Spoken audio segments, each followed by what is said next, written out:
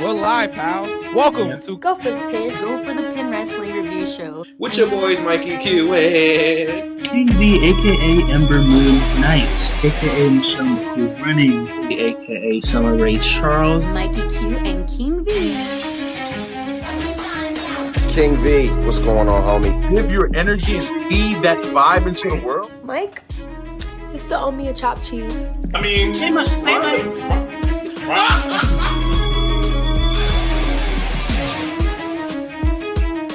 Go for it, kid.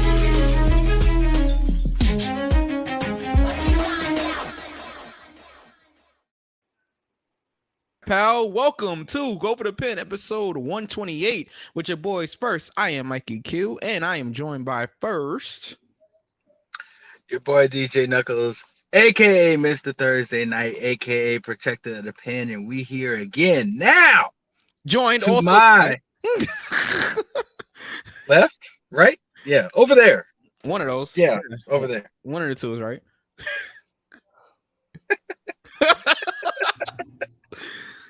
Anyway, I am King V, aka Stone Cold Steve Irwin. And I just want to quickly say, fuck Stingrays forever and a day. So, moving on. Ray, what's up? Mike, you still... It will never happen. Yeah. She doesn't know me anymore. Anyway, tomorrow night. Speaking of Kiera Hogan, I know what you was alluding to. Speaking of Kiera Hogan, I actually met Kiera Hogan at the first Women Crush Wednesday, so many years back. But we just had Women Crush Wednesday 3 last week. It was a success. It is out right now on Title Match Wrestling. Go check it out. It's a great show from Battle Club Pro. Just go check it out. And speaking of Battle Club Pro, thank you to Joe Kim also for being on last week. We appreciate you so very much. As always.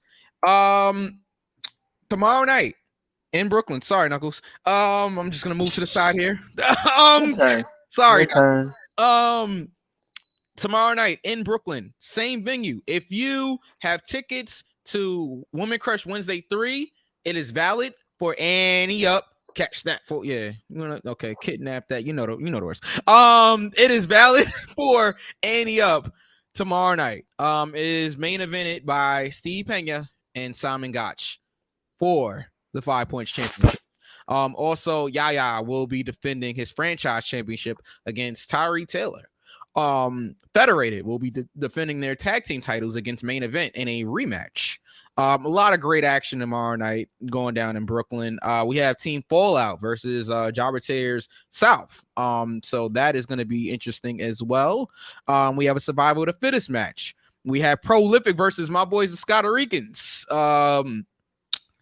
It's going to be good. We got DC, Darius Carter, the All-Father, versus Jorge Santi, Coach Santi. Some great action. Yeah, some great action tomorrow night. And then we also have A-Game versus Dominic Nero for the Battleweight Championship. The Nemesis Battleweight Championship. Shout out to Danny Nemesis, of course, as always. Let's see what's going on. Gable said we smoking them boys. We smoking on the Java Tears back tomorrow. We smoking on the Java Tears back tomorrow.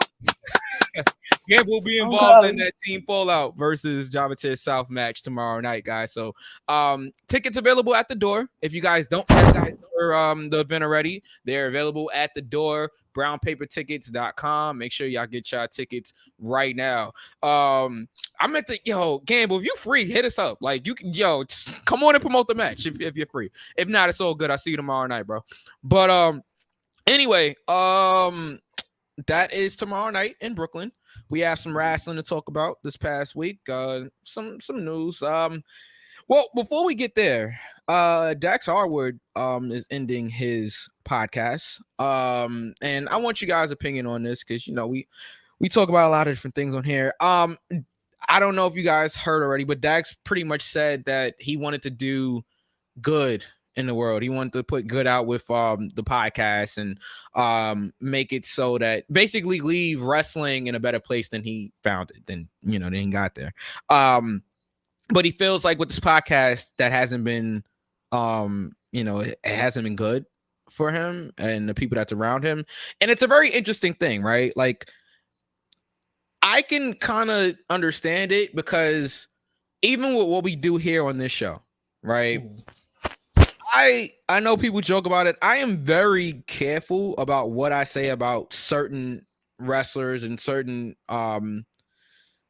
people, just because I don't want to offend anybody, and I don't want to, I don't want anybody to feel any type of way about anything. Bonji's in the building. Happy Mary Jane Day, fellas. Mm.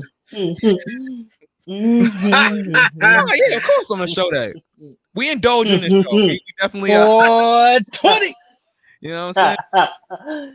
But it's the name of the episode. Yeah, let's get lifted. Again. But yeah, just going back to Dax and his whole thoughts, like, I get it. It's hard. It's hard when you're still currently involved with something and on TV every single week, and you're talking about current things. That's why, if you notice, most podcasts that's out there that's done by wrestlers, they don't talk about anything current because they don't want to get heat, right? Or they don't want to offend any of their coworkers or people that they're not working with anymore. And that's kind of what Dax was saying, that, like Cash started getting heat for certain things, and he's not even on the podcast. CM Punk became a huge topic on Dax's podcast, and he didn't want to make it about CM Punk, So I get it.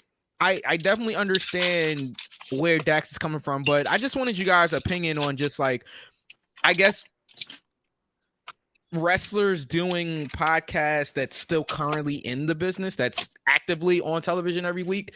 Do you think it can work? And I mean, just your whole thoughts on this whole situation. I'm just curious to hear how you guys feel about that. Honestly, wrestlers that are currently working, currently podcasts, I don't see an issue. I see where he was coming from, and also see where you were coming from, where they don't want to talk about certain things, or they don't want to, like, review matches, because they don't want to offend anybody. Yeah, that's understandable. That's understandable. Sometimes you don't ever want to be the main character, yeah. And I don't see an issue with it. It can be problematic in a sense, but at the same time, it's fully possible for somebody to make something that doesn't really have to necessarily be about wrestling, but if it is, it can be current, but we can talk about different things. Yeah. I think that's the main reason why I love New Day's podcast, personally. Because their podcast was just fun. It was just random shit. Okay. But they're not but they're not talking about the current product on it. I haven't heard it. That's why I'm asking. I think they actually did talk about certain things, their struggles and stuff like that. Yeah. So in a way, yeah, sure. So New Day's podcast really was good. I didn't really have an issue with them. I'm trying to think who else besides Dax had a podcast and they were active. I can't think of anyone. Not just active, but actively talking about, like, what's currently going on, because there are a lot of people that do podcasts that's still actively in the business. Like, I mean, if you think about it, right? Like, even Bruce Pritchard's podcast, right? Like, he's still actively there. He's not wrestling, but he's still actively there. But he doesn't talk about anything current. They only talk about the past stuff. So this is a long comment, so give me a second, right? But we do appreciate it.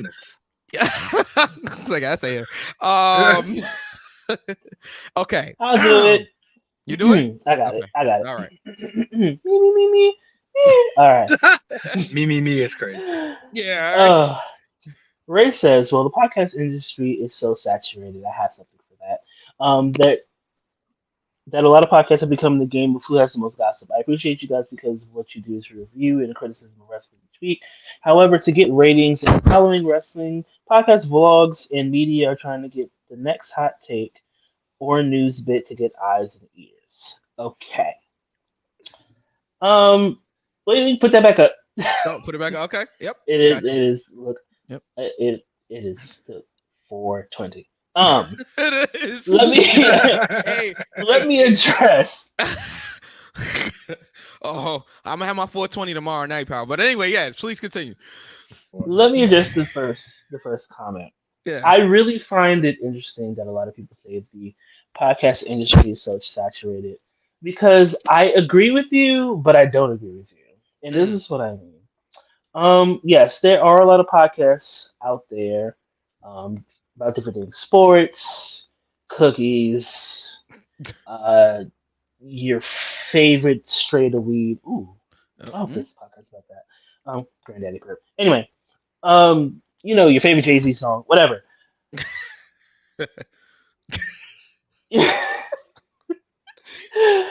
You have to understand. Well, maybe not you, but people or us as content creators do have to understand that yes, there are a lot of podcasts out there. There are a lot of different types of wrestling media out there, and as a human, you want everybody to enjoy what you do, right? Mhm. But at the same time, it's also important to understand that not everybody's gonna like what you put out, Yeah. Yeah. right? You know, certain things can't be for everybody. Like if somebody was like, "Oh, I tried your show, but it's da, da, da, da." Oh, thank you for trying. Yeah. Because I'm vulgar, I'm loud, whatever. They may not like what I say about their favorite wrestler or favorite wrestling company. They may not like. Not everybody's gonna like you. And one, I don't give a fuck. Two, Fair. it's okay. It's okay to know that not everybody's gonna support you. Yeah. And Yeah. I think when there's a whole bunch of podcasts out there and people say, "Oh, it's too much." Sure, you can say that because a lot of the podcasts that be out here don't be good. But hey, whatever. But at the same time, somebody might like it. May what you may like, I may not like. Yeah. It is all about what people like and shit, whatever. Now, Yep. okay, a game of who has the most gossip. Yeah, Oh, okay. You need it up? Okay. Yeah. yes, I do. All right. Gossip mess. It's in. Yeah. It is the hot topic. It is the thing that gets eyes and ears. To your show, to your vlog, to your website, to your smoke signal, whatever. Bonji will get right to it Some right after we're people, done. some people, yes, do rely on being shocking Yeah. to get listens and views and what have you. Mm-hmm. That's you. If that's something that you do you. I don't let people do what they do as long as it's not like plagiarizing Oh. or or being so problematic is just like, okay, you got to Mm-hmm. go. What we do what we do. We're Yeah. like a mix. We are a mixed bag. I think that's the best way that we could describe it. We do what we do. We are a mixed bag of different personalities. Most of them coming from me. Okay, that was a joke. Um, Different opinions, different backgrounds, and stuff like that. I think what puts us, Mm-hmm. I don't want to say ahead. I'm not gonna give us. I'm not gonna give myself much. All right, here comes the heat, pal. What Here comes the heat, pal. the heat just lights on. Anyway, Okay. Yes, light the blunt. what makes us different than everyone else is that at least for the most part, we try to be as original as possible. Yeah. And I'm not trying to say this in a shady way, but I kind of am. You know, you can have influence as long as you give credit to those. Yeah. but like blatantly copying somebody is just like whack to me. But moving left and right along, we try to be as original as possible, Mm-hmm. and we try to do what works. Mike lets me be me, which I appreciate Of course. because da. But it's we just try to be the best podcast we can be, right? We just Yeah. be ourselves. This is who we are Yeah. for the most part. This is really a conversation. If he wasn't doing this show, you know, Mike and I would be just talking about wrestling regardless. Yeah. It's what we've always done. So, Yeah, go if ahead, V. people Sorry. like it, I'm sorry. No, no, If you like the gossip and shit, that's cool. If you want to do something different, that's cool. You will find an audience eventually. yeah.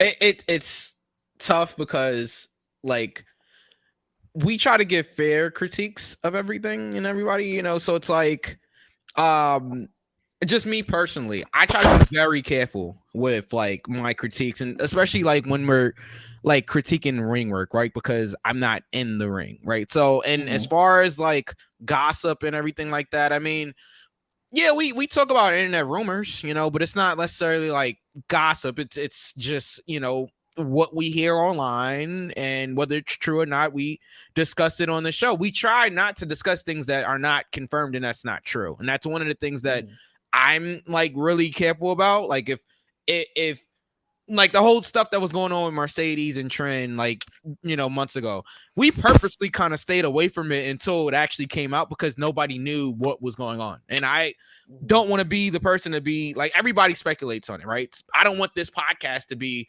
another podcast that's just sitting here speculating on it. So it's like things like that.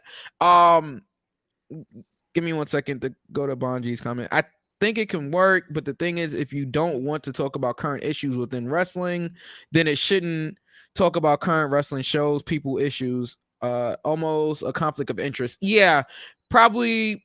Hold on. Probably would have to be. Wait. Probably would have to change the format. Yeah, I mean, but people love drama. Is what he added there. Yeah, I think just like what V said and what Ray was talking about and everything. I think that the issue is that drama sells, it's just like what it is. Like that whole saying, controversy creates cash, right? Like I think that there is a lot of truth to that. But we don't want to be that podcast. We're not trying to be that podcast. Because to be honest with you, right? Like even just the stuff that I see like in the wrestling industry, and there's certain things that happen backstage that I won't ever get on here and tell what's going on. You know what I mean? Because again, that's not the type of person that I am, and that's not the type of show that I want us to have here. So, I'm not gonna come on here. I could tell a million stories about stuff that's happened at shows or backstage or what, like, but that's not what I want to do here. That's not why we started this podcast, and that's not what we try to do here. So just going back to the original thing of like why Dax is ending it, I get it, because it's super hard for him because he's getting on the show and he's talking about people that he's working with currently. That's tough. That is a very difficult thing to do, to get on a podcast and then have to work with the people that you just, I'm not even going to say he was burying people on the show. It wasn't even like burying, but I'm going to be honest. Wrestlers are sensitive to certain things, and that's understandable. You're putting yourself out there. Everybody's sensitive about their work and about their craft, right? That's not like there's nothing wrong with that. When you care about something, yeah, you're going to be sensitive about it because you care about it. So if somebody's critiquing your work, then yeah, you're going to feel a way about it, especially somebody that you got to wrestle next week. Yeah, it's it can definitely cause some issues. It definitely can cause some problems, and I can understand why he's ending it. Do I think, and just to wrap it up real quick for me, do I think it can work? Yes, but I'm hesitating because it can work, but you really have to be, you almost can't be yourself. Like you almost can't tell your whole side of the story because somebody's going to feel a way about it. Even if you're trying not to, somebody's going to feel a way about it. And I think that's just what's difficult about podcasting and the world that we're in now, and especially with wrestling, people care more about what's going on backstage than they do on television. They don't care. I shouldn't say they don't care. Obviously, the Bloodline storyline was like the biggest storyline in the last few years. Yes, they care about what they see on TV, but what's happening backstage, like Drew McIntyre's contract status, is more intriguing to people than, you know, the match he had at WrestleMania, for example. 5-star match, by the way. And that's just what I mean. Like, people care more about that stuff than they do the actual in-ring storytelling. And I think it's a problem. I really do think that it doesn't make it necessarily fun to watch wrestling all the time now, just because people do care more about what's going on backstage than they do in the ring. And to be fair, we can't just say it's the fans' fault, like the viewers' fault, because we have all of this access now to what's going on backstage. Social media. And the girls are messy. I couldn't have put it any better. I mean, look, AEW has all access now, right? Taking you backstage. Before we had Total Divas, you know, that took you backstage. You had Total Bellas that took you backstage. Like, you have all of these shows that take you backstage in a sense. Yes, it is still all of those reality shows are still scripted in a way, right? Sorry, breaking the fourth wall there, right? But they're all scripted in some way. But there is a sense of them taking you backstage. You know, you do see kind of whether it's real drama or I guess dramatized drama, is that a word? Like exaggerated drama? Exaggerated drama. It's still drama and it's taking you backstage, and I think that's kind of I don't know how we got on the issues with pro wrestling here, but yeah, I think that's one of the issues right there, and I think it all goes into podcasting which also takes you backstage in a sense, because you got the guys breaking down the matches and why they do this and how they do that, and that's what's interesting to people. That is what people want to hear about. So who are we to tell them that they're doing something wrong there if that's what their fans want to hear about, you know? So man, good topic. We could probably go on and on about that, but we do got to get to what's happened in wrestling this week. If you guys are just tuning us, make sure Annie up tomorrow night, Friday. If you can't be there in Brooklyn, it'll be on Title Match soon after that. But let's get to Friday Night SmackDown, guys. Let's get to Friday Night SmackDown. So the match was made official. The rematch was made official. As I get the SmackDown graphic up here, wherever it is, there it is. So we're getting a rematch. We're getting Sammy and Kevin versus the Usos. In a week, I believe, for the tag team titles. Yeah. I'm just gonna throw it out there. Do Sammy and Kevin lose here in their title defense against the Usos? No. Okay, wait, hold on. Give me 1 second. Ray has a follow-up. Good Lord. Knuckles, you're up. You're up. God, Lord. Yeah, you're up. La la la la. Pass the read around. Yeah. Okay. So let me focus my eyes. Yes. Okay. Yes. All right. Ray says, well, I think the reason why people are so interested in backstage stuff is because they want to see how the lines will be blurred. I think it started with the CM Punk Money in the Bank storyline, but also in other sports, fans are concerned about contract statuses too. So don't you think that legitimizes wrestling more because the fans want to know what's going on? Sorry for my lateness. That's cool. Okay. Guess that was a question for all of us. I think it started before the CM Punk Money in the Bank storyline. Way before. Because we have to think about like old school Facebook, MySpace. I'll even invested like the Montreal Screwjob. Yeah, thank you. Thank you. That's exactly what I was about to say. Montreal Screwjob. You know, people were saying that it was a work and they were all in on it. You know, hold on, my G. Oh my God! Keep going with music. Ray writing novels and shit. Yeah, but no, go ahead. Yeah, sorry, B. Oh damn! I thought that was another one. I was like, Ray, why don't you just come on? Damn it! Shit. No, that's Ray's comment. No, okay. But what was I saying? Yeah, we can take it back to Montreal Screwdriver. Yeah, people saying it was a work, and that being on I don't want to say like Reddit, like Yeah, whatever forums. it was back then. Thank Yeah. you. I had to think about it. Forums. There we go. Yeah. Forums and John has a good question. I'll get there in a second. Yeah, we'll definitely get there. Yeah, people do want to see how the lines get burned. We talk about issues. That recent thing with Tony Khan talking about Thunder Rosa and Dentist Lady not liking each other, like, for real. Yeah. Which we kind of knew already, but yeah, we kind of figured that out. But like you said before, dramas. I mean, is she not a dentist lady? She is a dentist.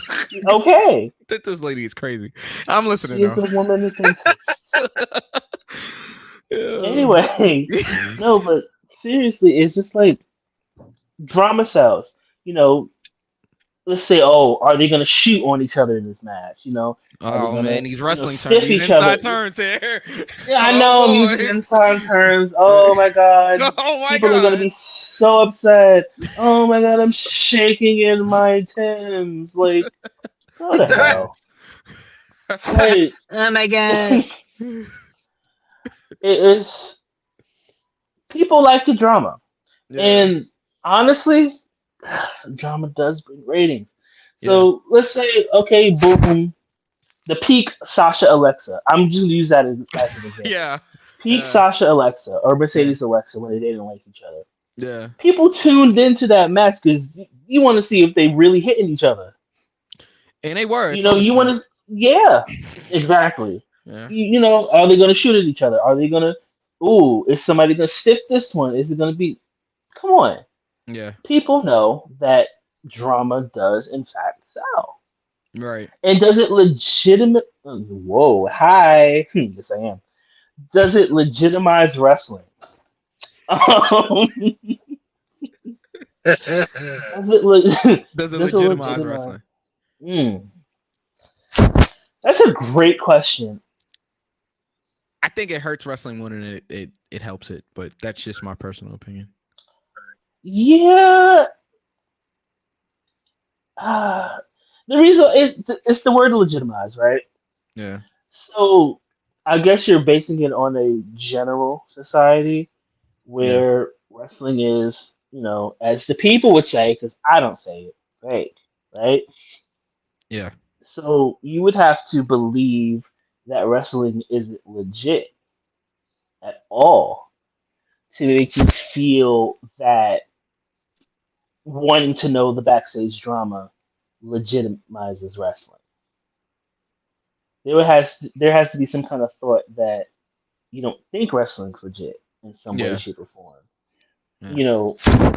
Have this particular, and I'm not saying you do, right? I'm not saying you do. I'm just saying, like, in a general sense.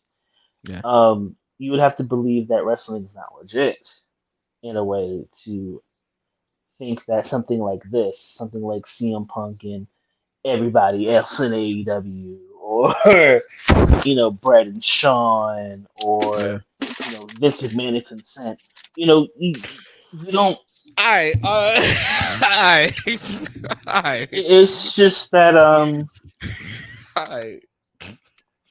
you would have to understand that. I'm fighting through it. You would have to understand that, you gotta believe wrestling's legit in some point in order to not have that feeling. Oh boy! All right, I'm back. Yeah, I think you answered it great. Yeah. Yeah. Okay, I read that. John asks, "Who is more popular in wrestling only, The Rock or Stone Cold?" Stone Cold. The Rock. Oh wait, in wrestling only? In wrestling only, yeah. In wrestling only. That one's tough, man. That's tough. Because Steve actually likes us. The Rock likes us too, but he likes money more. I'm trying to think here. I mean, that one is tough. In wrestling only, I might have to say Stone Cold. It's Stone Cold. I would say Stone Cold. Now, if you're talking about overall, The Rock, without question, he's the biggest movie star in the world. But who is more popular in wrestling only? I can't say one or the other. Let's take into consideration. Let's take into consideration after WrestleMania 14. So Stone Cold wins the title. Yeah. The Stone Cold era has begun. Yes. And Stone Cold basically carried WWE for a year, 2 years, however long.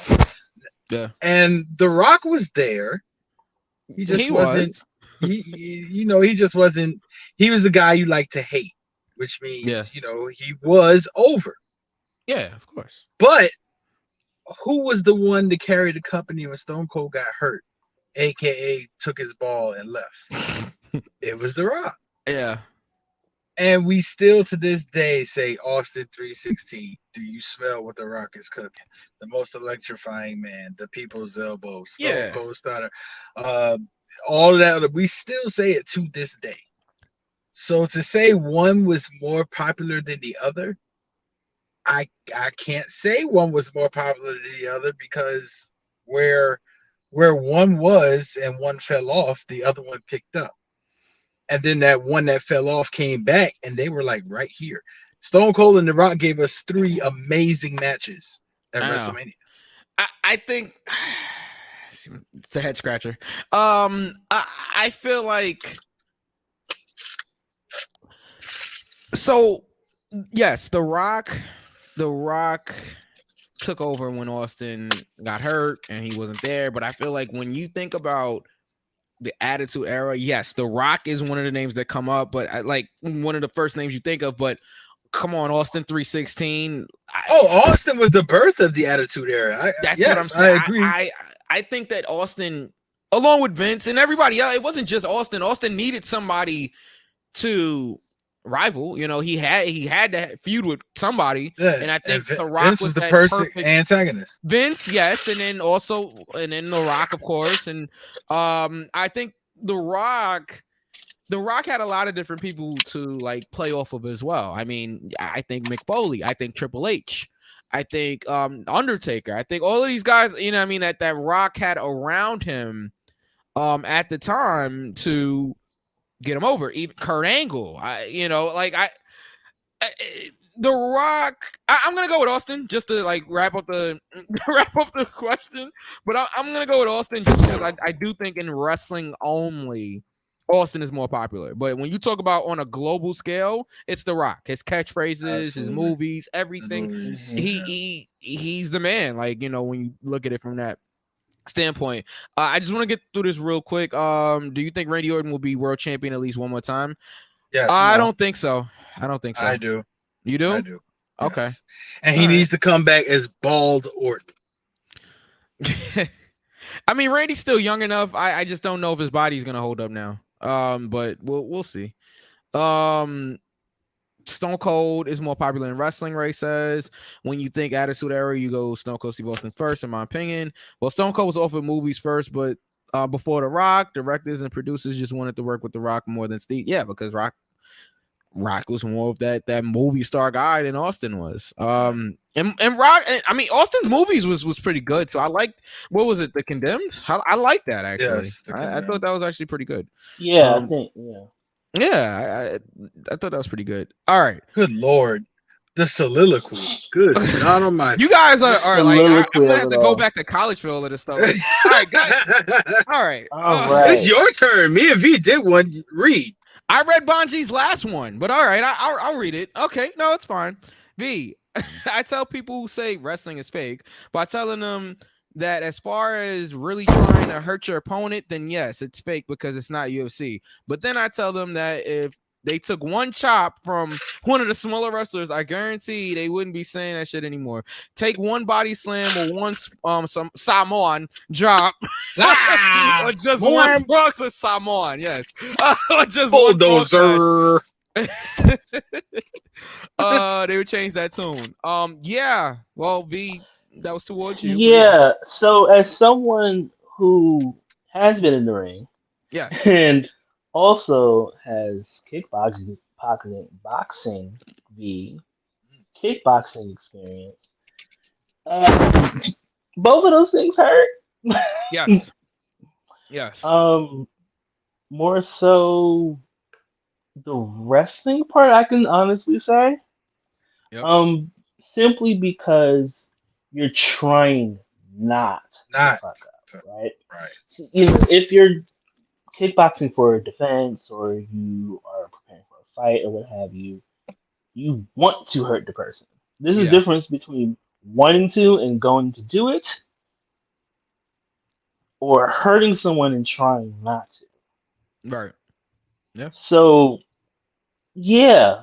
And I'm pretty sure if those same people took a just simple flat back bump, they'd be like, no. Oh, yes. Run the ropes. Because it's...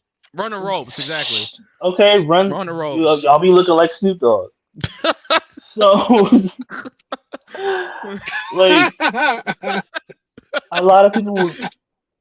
It gets annoying when I hear the whole wrestling is fake thing, because it disrespects everyone who's ever laced up a pair of boots, right?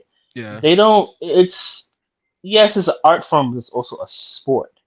Yeah. You have to have the stamina, the strength, the athleticism to be able to perform on a high level, a low level, whether you're a face, you're a heel. You have to have some type of talent or some type of ability to be able to perform.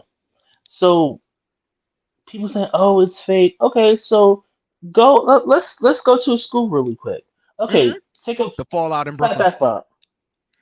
Specifically, respectfully. Respectfully. Hey, Lala. Hey, Auntie. Like, take that flat back bump. Do that. Yeah. Yeah. Take a body slam. Tuck your neck in. Okay? Like, you know what I mean. Chin, it's there. Your whole neck. For some, it's not. All right. Yeah. So, hey, Mike. Yeah, what's up? You know what I tell people when, like, I have a specific friend that says, he's not into the wrestling. He's like, oh, it's fake, blah, blah, blah, blah. Yeah. So I tell him, okay, what's your favorite movie? And he'll say, something like let's say The Condemned, for instance. Yeah. I said, okay, you watch that. You think that's real life? Mm-mm. And he'd be like, I'm like, it's the same thing. Yeah. You're sitting there watching a male soap opera. That's wrestling. Yeah. But you sit there and you go watch your favorite movie. That's not reality. Same thing. Plus, I mean, in movies, the wrestling's actually way more real than movies because you're actually going out there's no stunt doubles in wrestling. Right. Like, you're going out there. The stunt double's getting hurt. Yeah. Right. Yeah. Steve also didn't want to act like that. He doesn't like scheduling, from what I heard. Same. Have you been to any WrestleManias? If so, which one is your favorite? 35. I'm out. I went to WrestleMania 35, both with me and V, but it wasn't my favorite. It's not my favorite. My favorite WrestleMania, popular opinion is WrestleMania 17, actually, but mine is actually WrestleMania 19. Let me just keep going here. But John, we will be correcting that next year. Yes. So, yeah. Yes. Steve will tell you he can't act worth a lick. I disagree with Steve on that one. I think he's a good actor.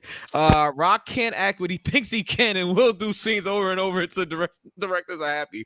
I'm not gonna. I know Ray. He I know can't act. As a theater kid, he cannot act. So okay, can't do it. No, bad. I will say this. Ray and V, that's more of y'all expertise. That's not mine, so I will not get into whether or not Rock can act or not. I'll just say I have enjoyed a lot of Rock's movies.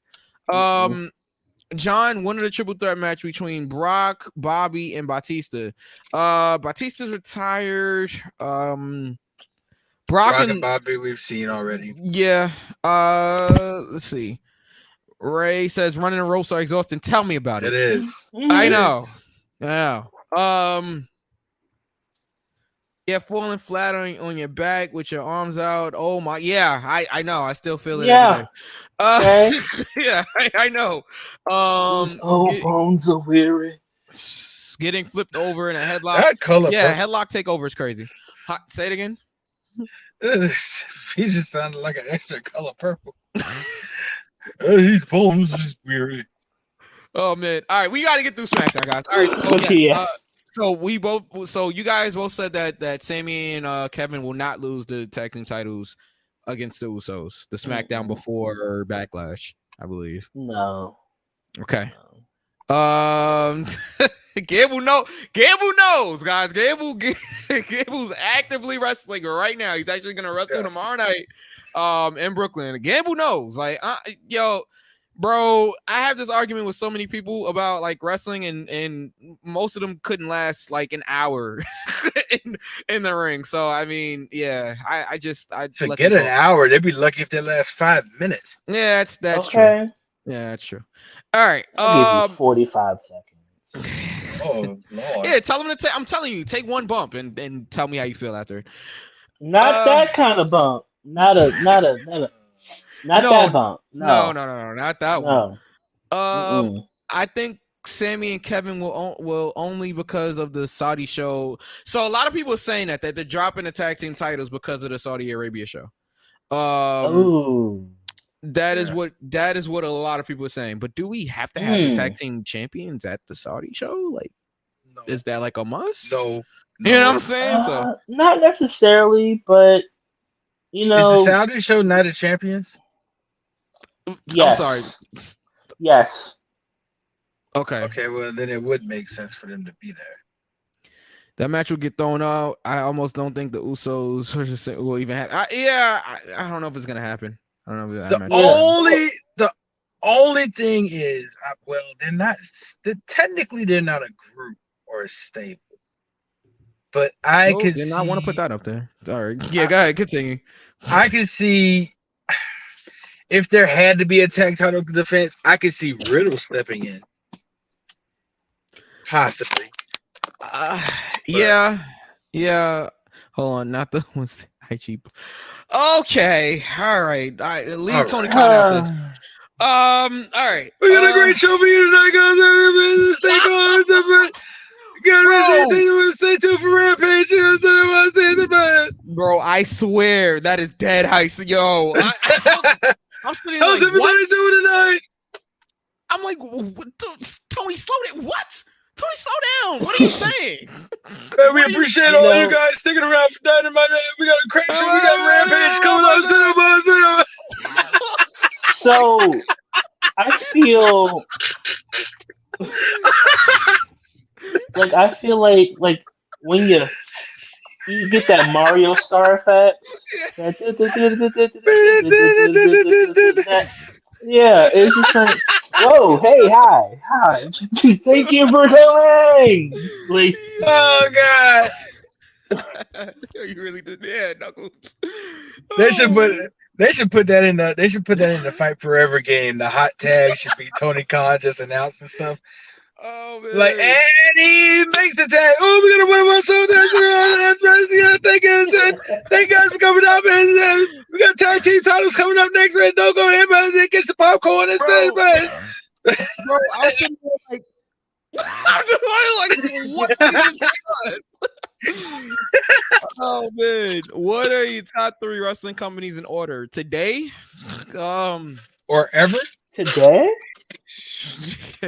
Yeah, just clarify that one. What are you talking? If it's today, Stardom, NXT, WWE. Ooh, Knuckles. Oh man, WWE, AEW, and Impact. Oh, that was easy for me to say. It's the top 3 companies. Yeah. Or at least that's on TV. At least. Do I put WWE above AEW right now? Yes. Yes, until CM Punk comes back. Once CM Punk comes back, maybe my I know you guys don't care, but I think it'll be really interesting once CM Punk comes back. WWE, AEW, and then Impact. Yeah. Okay, wait a minute. Okay, wait. All right, wait. See, Gabe was just okay. You know what? Gabe, hold on, Gabe. Wait a minute. Wait. All right, we're talking about independence also. Like, obviously, Battlefield. Yeah, are we talking about mainstream or like independence? Right. Okay. If we're talking about independence, but if we're talking about independence, then my list is completely different. Yeah, same. Now. John says top wrestling companies ever. I mean, I grew up a WWE guy, like, you know what I'm saying? So it's I got to throw PWG in there somewhere. So because a lot of the people you see on your TV now came straight from PWG. See, but I didn't follow PWG back then. I was following Ring of Honor though. I was following Ring of Honor. So if we had to I would say WWE, Ring of Honor. Yep, say it. Early TNA. Early TNA was good. And then Ring of Honor for me. WWE, early TNA, and then Ring of Honor. Because I got on the Ring of Honor towards the shame. It's a shame. What? No, when he said early TNA, and I was early like, TNA. ooh. Like I would say from like probably 2002 until about 07. The Universal Studios Impact Zone. Yeah, but even Universal, I mean, you know, Hogan and Bischoff came there and it just kind of I'm talking about way before that. No, I know. That didn't happen until like 09, 010. 010. 010. 010. Is crazy. All right. All right, guys. Buckwheat 10. John says, "Did you ever get to watch WCW when it was still on TV?"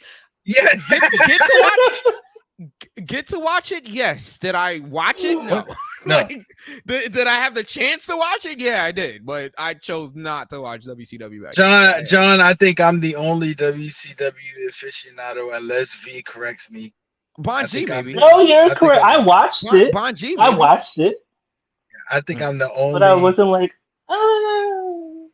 I did not watch it. The same way V is our women's wrestling aficionado, I would be the WCW aficionado because I'm old. All right.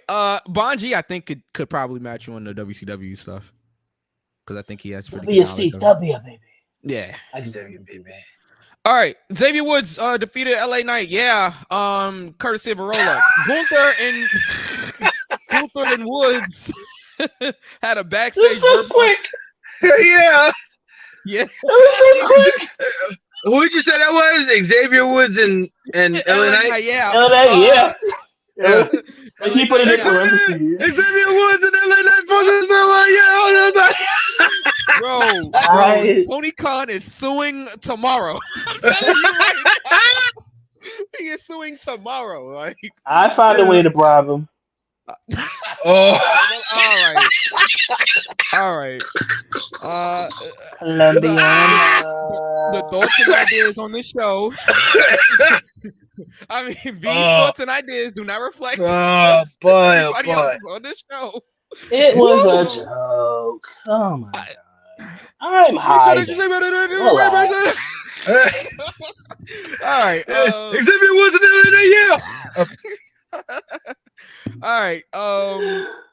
Damian Priest and Santos Escobar had a match. They had a really good match. This might have been like the match of the night. Priest defeated Escobar. Ray saved Escobar during the post-match brawl. we still like this LWO stuff. Like, how do we feel about this before we move on real quick? It's growing on me. Okay.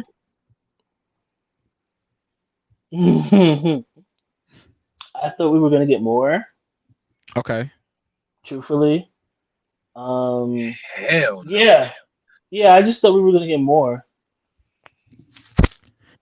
Wait, Knuckles, your response was to John's comment? Imagine WCW is still around. Do you think it would have a chance to be the top company over WWE?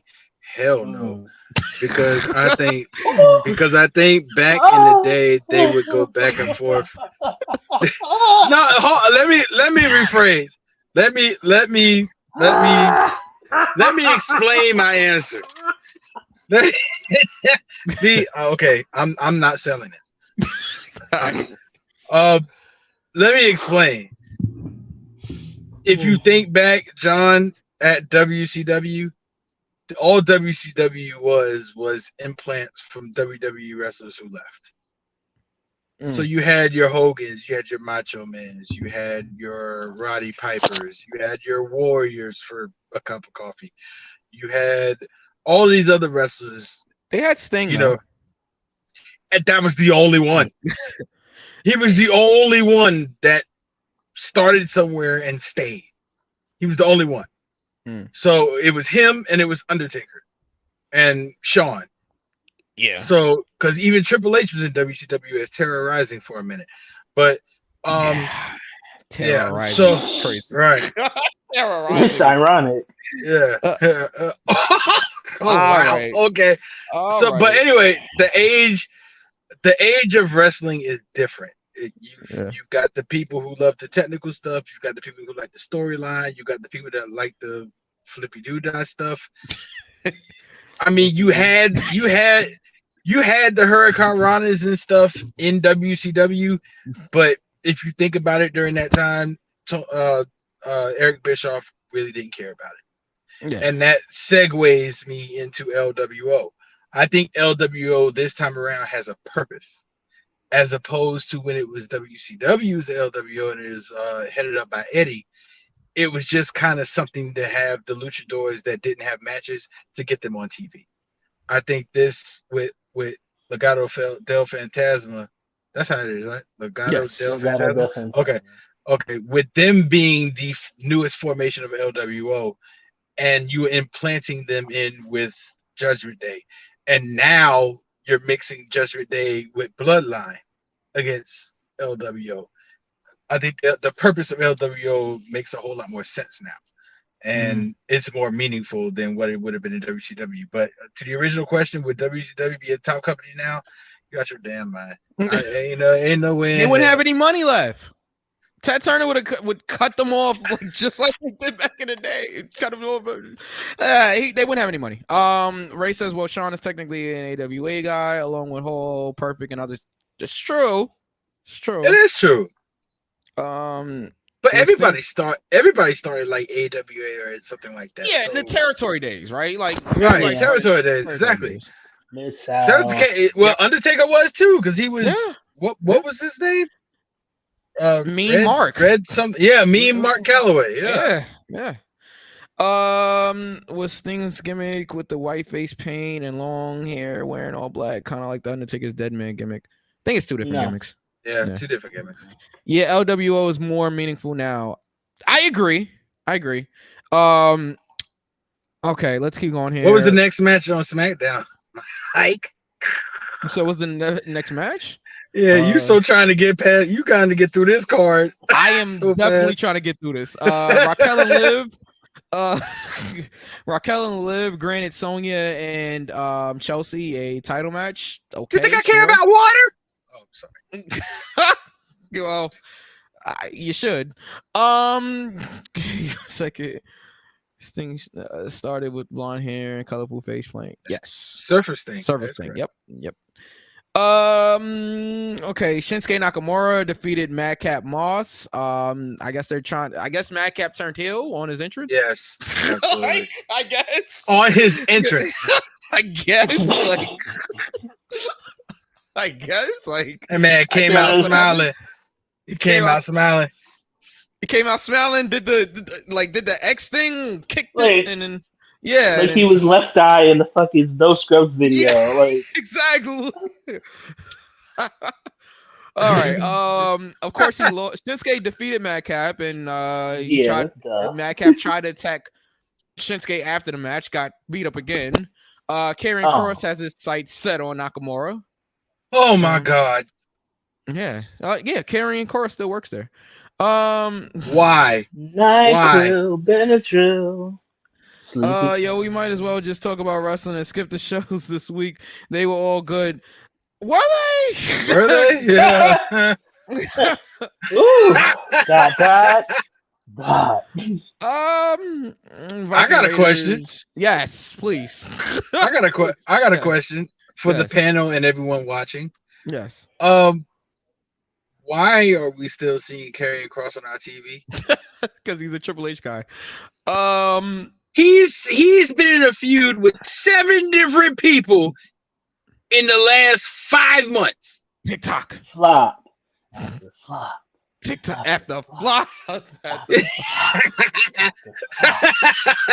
Flop. Oof. John says, do you think Kurt Angle was one of the funniest wrestlers in WWE, the way he would talk and act? Yes, I love Kurt, by the way. I'm a huge Kurt Angle mark. I love Funniest, Kurt. though? I think he's the funniest. He's one of He's the up there. funniest. He's up there. Yeah, one of. He's up there, but I can definitely think of some others. You know what it is? It's the way that Kurt did comedy. You know, and it was who he was paired with in the comedy. Yeah, I mean, come on, the stuff with him and Austin were golden. Like that stuff with the Jimmy Crack on. Right. I don't care. I got a elliptical. That little ass hat. Oh man, no. There was a segment that they play like that comes up now, like on my Instagram.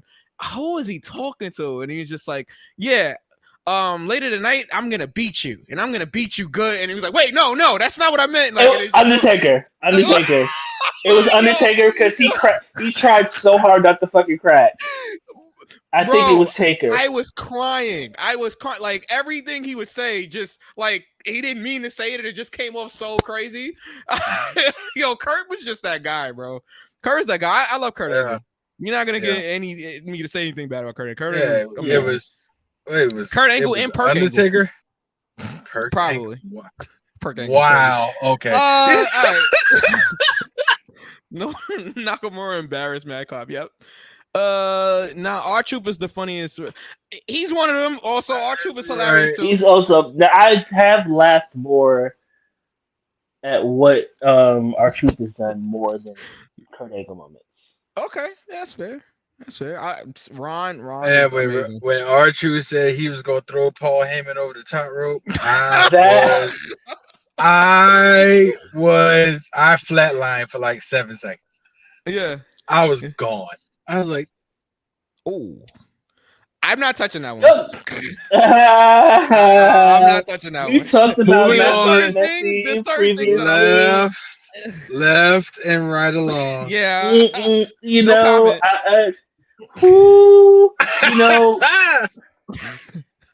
it's this gospel song, right? Oh God! I'm bracing myself. Yeah. You know what? Never mind.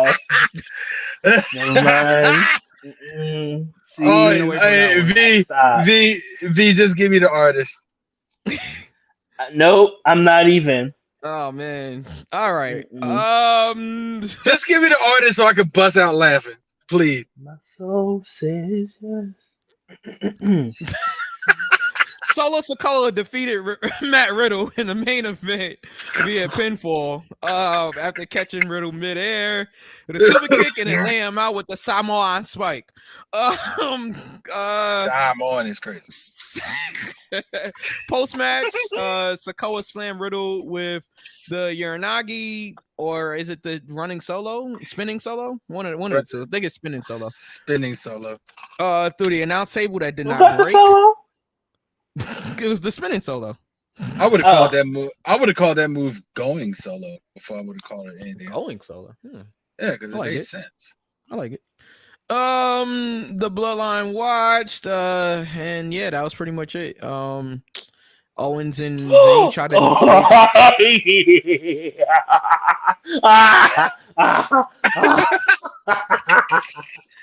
Eddie Murphy? I don't know what just happened. I was reading. I have no idea. Of course, the Canadian in there. Don't. That's what I was laughing at. Oh boy. Ooh, the modern day. Yo, hey, whoa,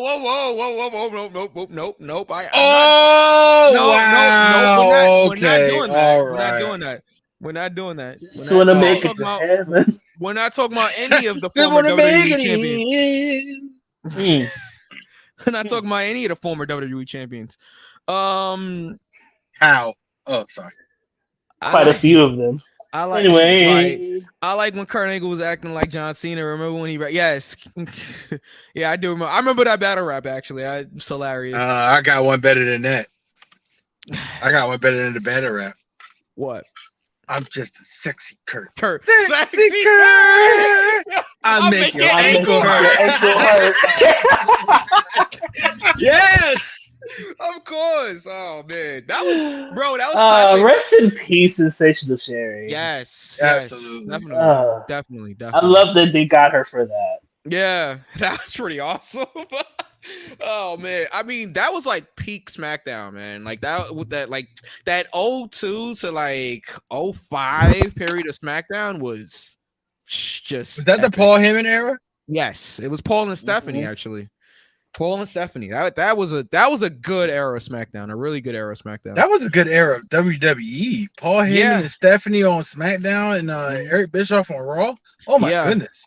Yeah. Those are wonderful shows. Now some people don't necessarily like it because that was the Triple H I can't do a job, pal era. I mean that's what was going on Raw. You know, it was granted, look who was running look who he's.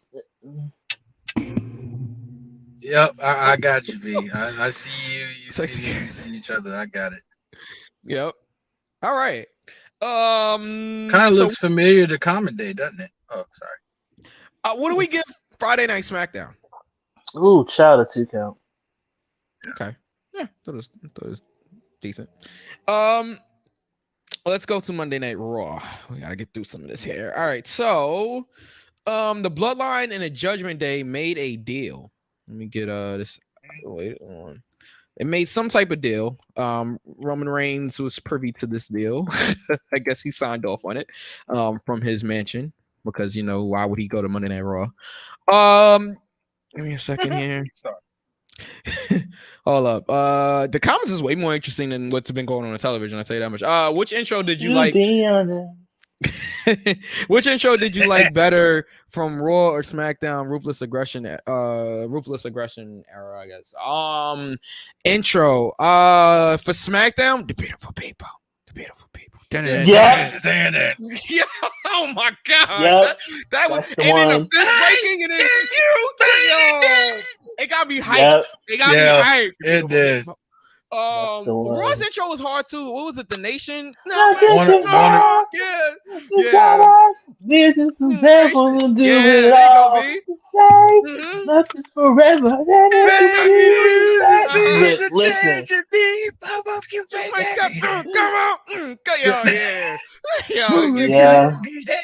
Did they curse on TV? I've always noticed that. I've always wondered that. They blocked it out. They bleeped it. Yeah, they bleeped it. They didn't bleep it out well. They bleeped it. Yeah. They bleeped it. No, you listen to the original song. You hear the fucking music. Right. Yeah. All right. Wait. Well, wasn't Shane Parley in charge of running Raw back then? I didn't know that. Maybe. I hope not. I didn't know that. That means we'd have to give him credit. Yeah, I didn't know that. 2 count for SD. From Ray. Yes, the Marilyn Manson theme song. But yes, the all right, let's go to Raw. Okay. Bloodline. Oh, I just had an idea. Never Yes, mind. please. Never mind. No. I'll do it at the end. I'll do it at the end. Are you gonna remember? Write it down. You like writing things yes. down.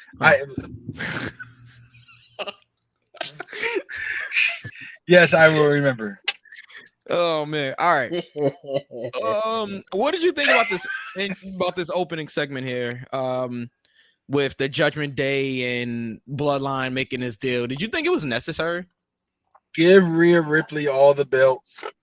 Yeah, I was gonna say that.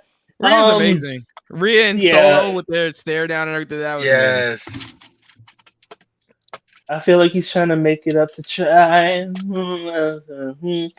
You know, Rhea gives me China vibes, like legit China vibes. Yeah, I would want to see it. Yes, that John. match between Solo and Rhea. It's believable. Mm-hmm. I would like it, but did I think it was necessary? I didn't understand the point. Yeah, I didn't know what was going on here. I'm like, all right. I honestly didn't know. Like, if this was a setup for Backlash with LWO, I didn't know what was happening there. Right. It was a little confusing. But basically, the idea was that the Judgment Day would take out Riddle and Owens and all of them, and that the Bloodline would take out their LWO issue. Hold on, give me 1 second. Okay. I'm getting the Baji's. When's your next live stream? I really enjoyed next Thursday. Every Thursday we're here. Yes. And we appreciate next you. Thursday, really thank you. And next Thursday is our anniversary show, but we'll get to that towards the end. Let's get it. But yeah, it's next week. So but thank you, John. And yes, to answer your question, Eric Bischoff was the general manager from was it 03? It might have been 2002. Yeah. Right, from 2002 to about 2005. Hey V, how did this theme song go again? I'm back. Bonji says so. Solo's going for the women's championship. Yes. Let's keep going. So Solo defeated Rey Mysterio. And of course, this led to the Bloodline taking out the rest of the LWO, and this led to them asking the Judgment Day Paul Heyman asking Judgment Day if that was good enough or whatever, and they're just like, meh. I was like, felt. Finn Balor was not having it. Mood. A true mood. Meh. Paul's like, meh. Meh. MEH.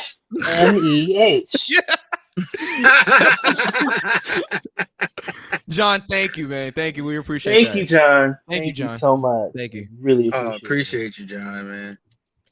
Let's see. I like the opening segment for Rhea, but Judgment Day isn't moving.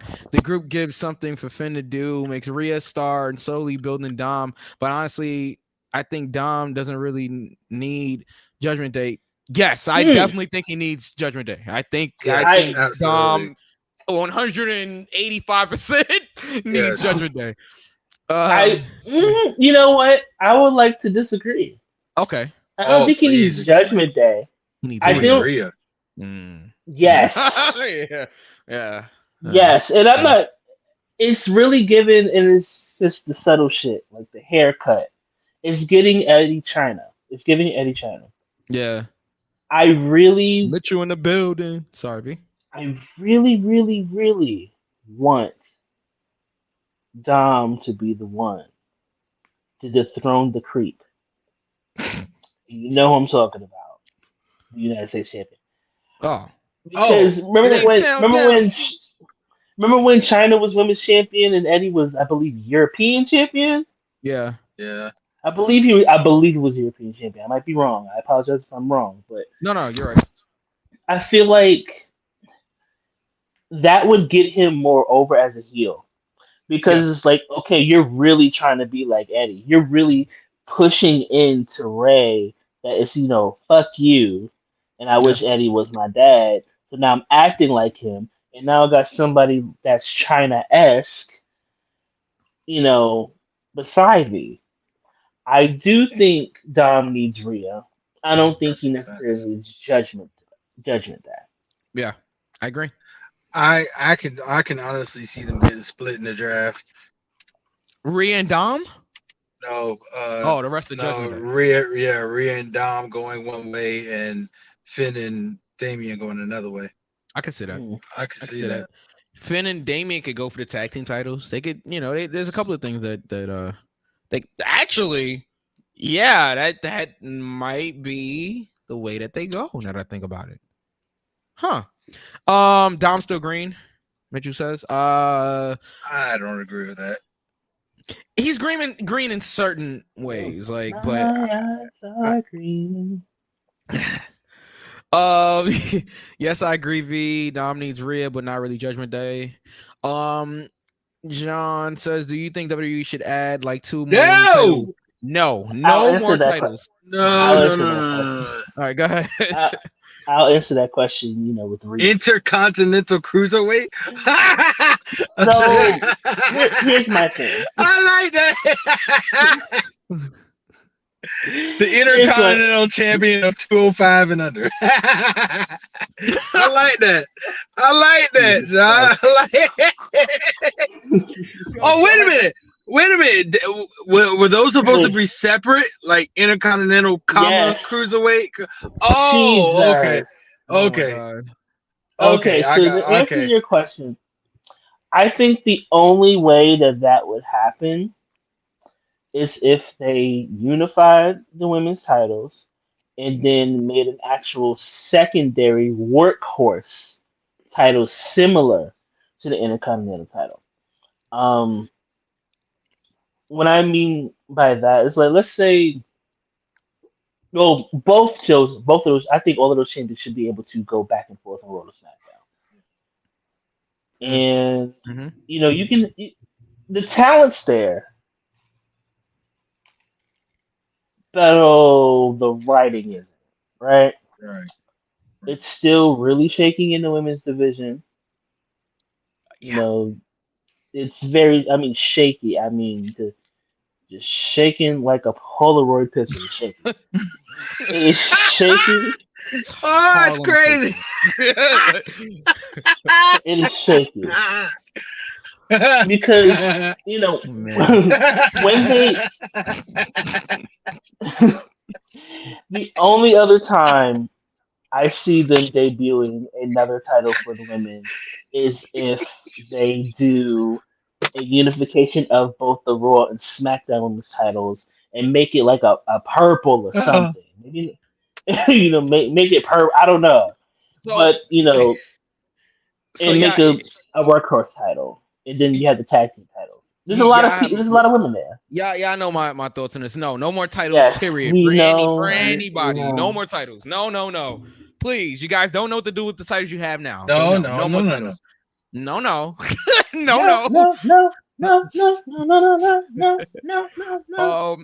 Hold on, but what has Damian done since being in Judgment Day? I think Damian. I think Damian's that good, like, enforcer type. I know they call Rhea an enforcer, but like the big, like, guy to be behind Finn type of guy. You know what I mean? Like not his sidekick, but just somebody to watch Finn's back and Dominic for that matter. But like he's the guy, that has Finn is Sean. Finn is Sean. Damian is Diesel. Diesel, yeah. That's the best comparison. Thank you, Knuckles. Okay. You're welcome. Dude is as straight as the grid. I got all right now. Happy 420 to everybody that celebrates. Even 421 here on the East Coast, but I have time to catch the West Coast time. What's your favorite WWE Superstar theme song? Wow. Of all time, that's tough. That one is tough. That's tough. Especially when you said WWE and WWF, that is tough. Shit. What's the that WWF? Is tough. World Wildlife Fund? Oh. Exactly. I don't know. I honestly have a top. I have a top 5. I have a top 5. I think it'd be easy. Let's do a top 5. Okay. I won't be going first. No, you said you had it. That gives us time to think. Yeah, right. Oh, hell. Okay. Not hell. So My top five. Yeah. Let's start with number five. Number five for me is Triple H's "My Time." The first, yeah. So his first theme song had after DX. Is this on? Yeah. Yep. Number four. Oof.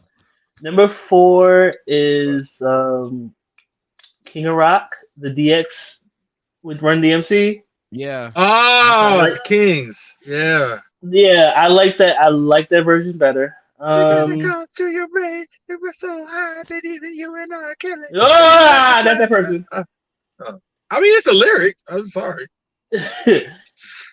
Three. Three is gonna be all the things she said. Oh, okay. All right, Victoria. Two is gonna be love. Two is gonna be Love, Fury, Passion, Energy. Oh, time out. Who is Love, Fury, Passion, Energy? Lita. Yeah. Oh, okay.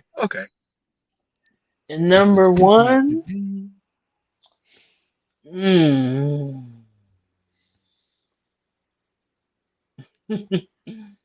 Number one is gonna be for me. This is my personal list. Okay, because the girls get mad. You better not. Is gonna be The Brood. Damn it! Oh, that Brood thing. Oh my God. Oh man. Damn it. Shout out to Jim Johnston. Can we give Jim Johnston his flowers, please? Like that man does not get enough credit. Should be in the WWE Hall of Fame.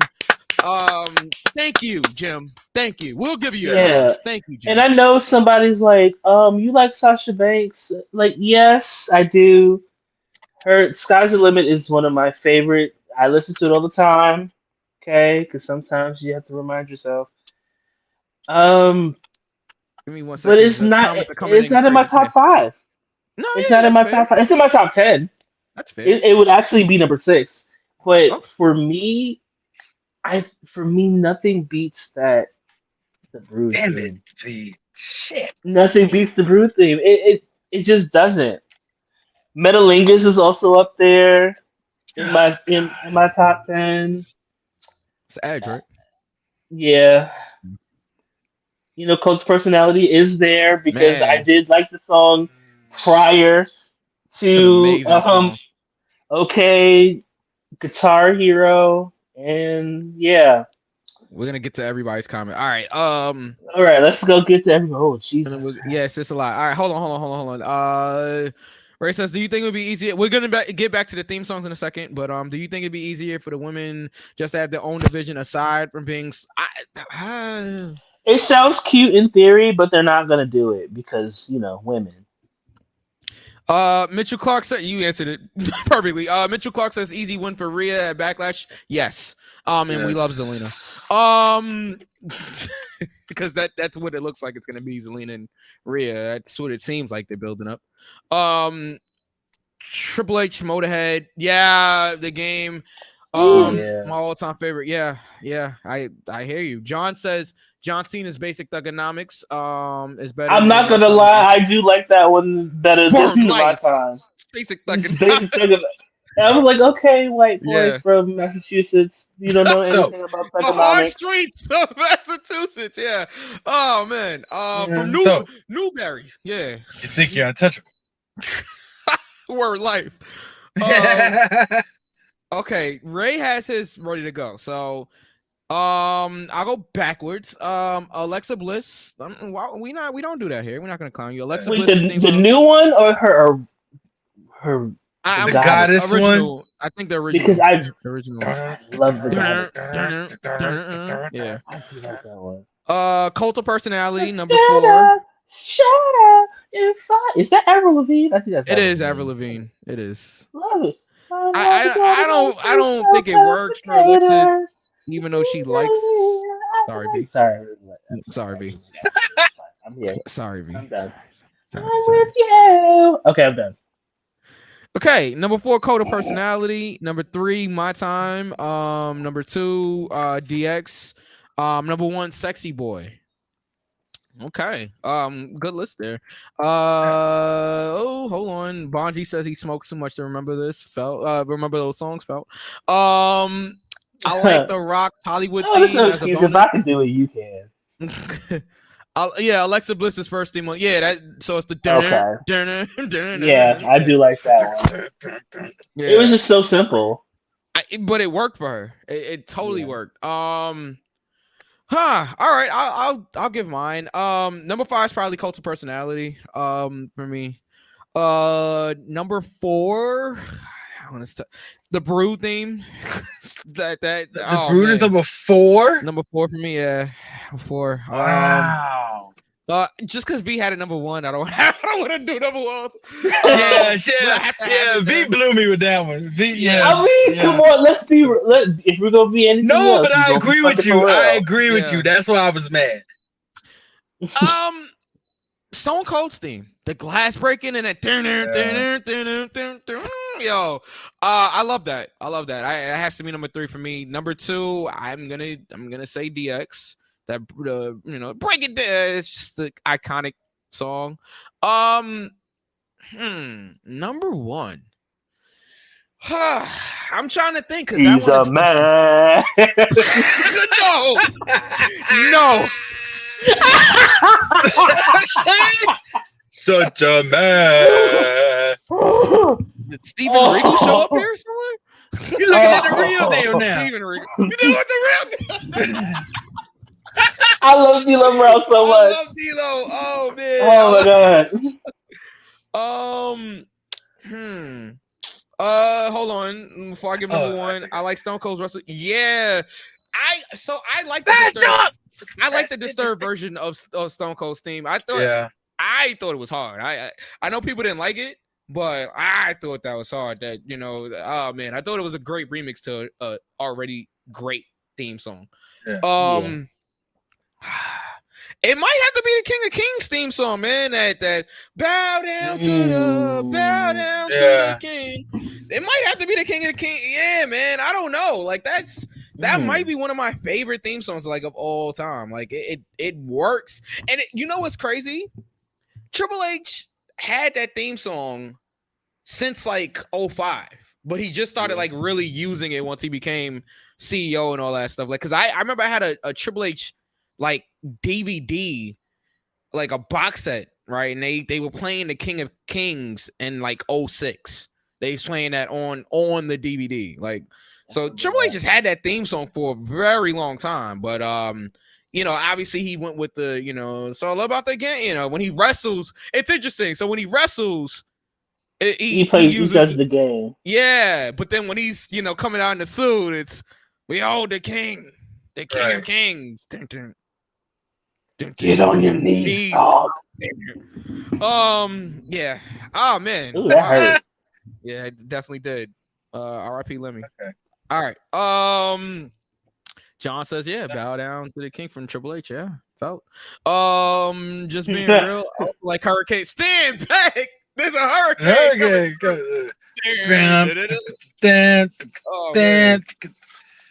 We ain't talking about shit tonight. We talked about a lot, but we ain't talking about nothing that happened on television. To be quite honest, wrestling was this week.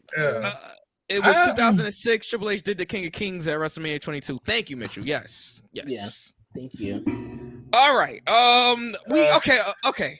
Let me just run through this really quick. Okay, because because I'm still everybody thinking. wants to talk about everything else. Oh, John still think I'm John. Knuckles. Jesus Christ. We're live, pal. We're live, pal. And it wasn't me. And I'm the one that's over here lifted. I think I got it though. Holla. Yeah, go ahead. I think I got it though. Maybe it's me. Ooh. I'm gonna go. I'm gonna go Cult of Personality on 5, only because our band currently does that, and I love playing that song. That song is so high energy. Number 4. Oh, I'm almost tied for 4th and 3rd. God dog it. I liked Do you guys remember Stone Cold's theme when Ric Flair came back? No. It was like the glass broke. It was like.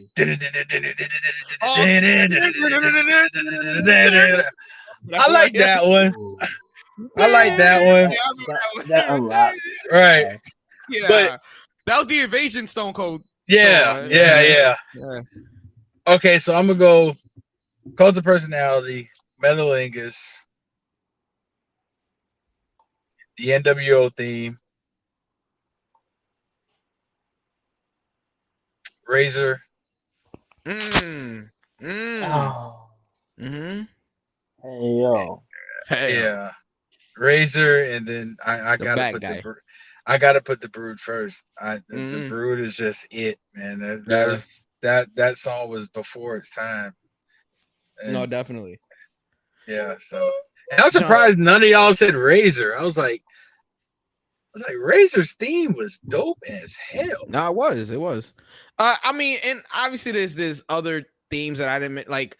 Mankind's theme also that creepy, like awesome, just great stuff. Jim Johnson is a genius. Oh, that's the one I'm missing. I'm taking Metalingus out and I'm putting Evolution in. Evolution's theme, Brock Lesnar's theme, like is a mystery. Even voices, Randy Orton. I mean, like, amazing. Absolutely. That is amazing. Like, there's some really great. The pick 5 is like it's tough, but yeah, the pick 5 was tough, but those are the top 5 that came through my head. But that's a good. Go ahead, V. Oh, I'm sorry. What do you think about the questions? You ask good questions. Yeah, definitely. We appreciate the questions. We really do. It keeps the show interesting here because sometimes talking about this week in wrestling is. John says I never liked Roman Reigns. Wait, I never liked Roman Reigns' new theme, but now I do. Yeah, I think it's called Head of the Tape. So when he first. And they tweaked it. They definitely tweaked it from when it first. Because when I first heard it, I was like, I don't think this is it. And then they tweaked it, and got it to where it is today. Yeah. That is amazing. Like it's a final boss theme. Like it really is a. It is. Like, it is exactly what it is. Yeah, I love it. I love Roman. My son about to fight King Koopa. Yeah, my son. Yeah. My son. Bowser for those who are children. Bowser for those who are children. Oh man. Bowser. My son has me play that every morning before he goes to school. I say, Jeremy, what do you want to listen to before we get to the school? He said, Roman Reigns' new theme. And I'll turn it on and I'll look back in the rearview mirror and he's doing this. I'll be like, yeah, that's my boy. Yeah. Not to play out Razor, but it's up in age. Yeah, I mean, some of the older theme songs are still, pretty good. It's very 1991. Yeah, I mean, not very 1991. Sorry. Everything back there was 16-bit. So I mean, yeah. John says he doesn't like the Voices theme. Oh, that's unfortunate. I like his older song. Burning My Life. Nothing you can say. Nothing you can change what you done to me. I do like that. They're gonna flag our video for copyright infringement. All right, next time we gotta chop and screw it. Yeah, right. You good sir. Oh man. Or you can speed it up like Tony Khan. Hey, nothing you can say. Change what you done to me.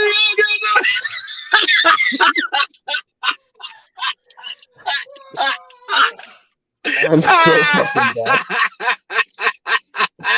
So done. This is the pin. We'll see you next week. The announcement is I'm leaving the show. I'm leaving.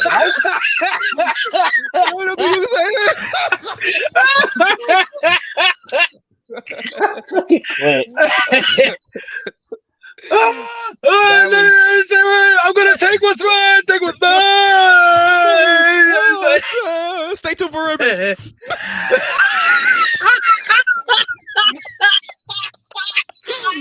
Oh my God, Mario called Vince for his mustache back. I'm done with y'all. Nope, we're not doing this mustache back. I just want to reiterate, I'm the one that's participating in 420 activities. Oh God! I've been behaving. the most. I am weak. I just want this to be very clear. I want it to be crystal clear. I want it to be so weak. Pokemon Crystal. I want it to be Crystal Waters. I want it to be Crystal. Crystal. I want.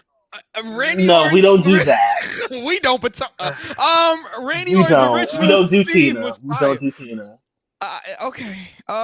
Yeah, it was. I loved Randy's original We don't theme. party. I thought voices fit him more. All right. Seth defeated Miz in a really good match. With the Yes, absolutely. Cody took out 20 people because he's Superman now.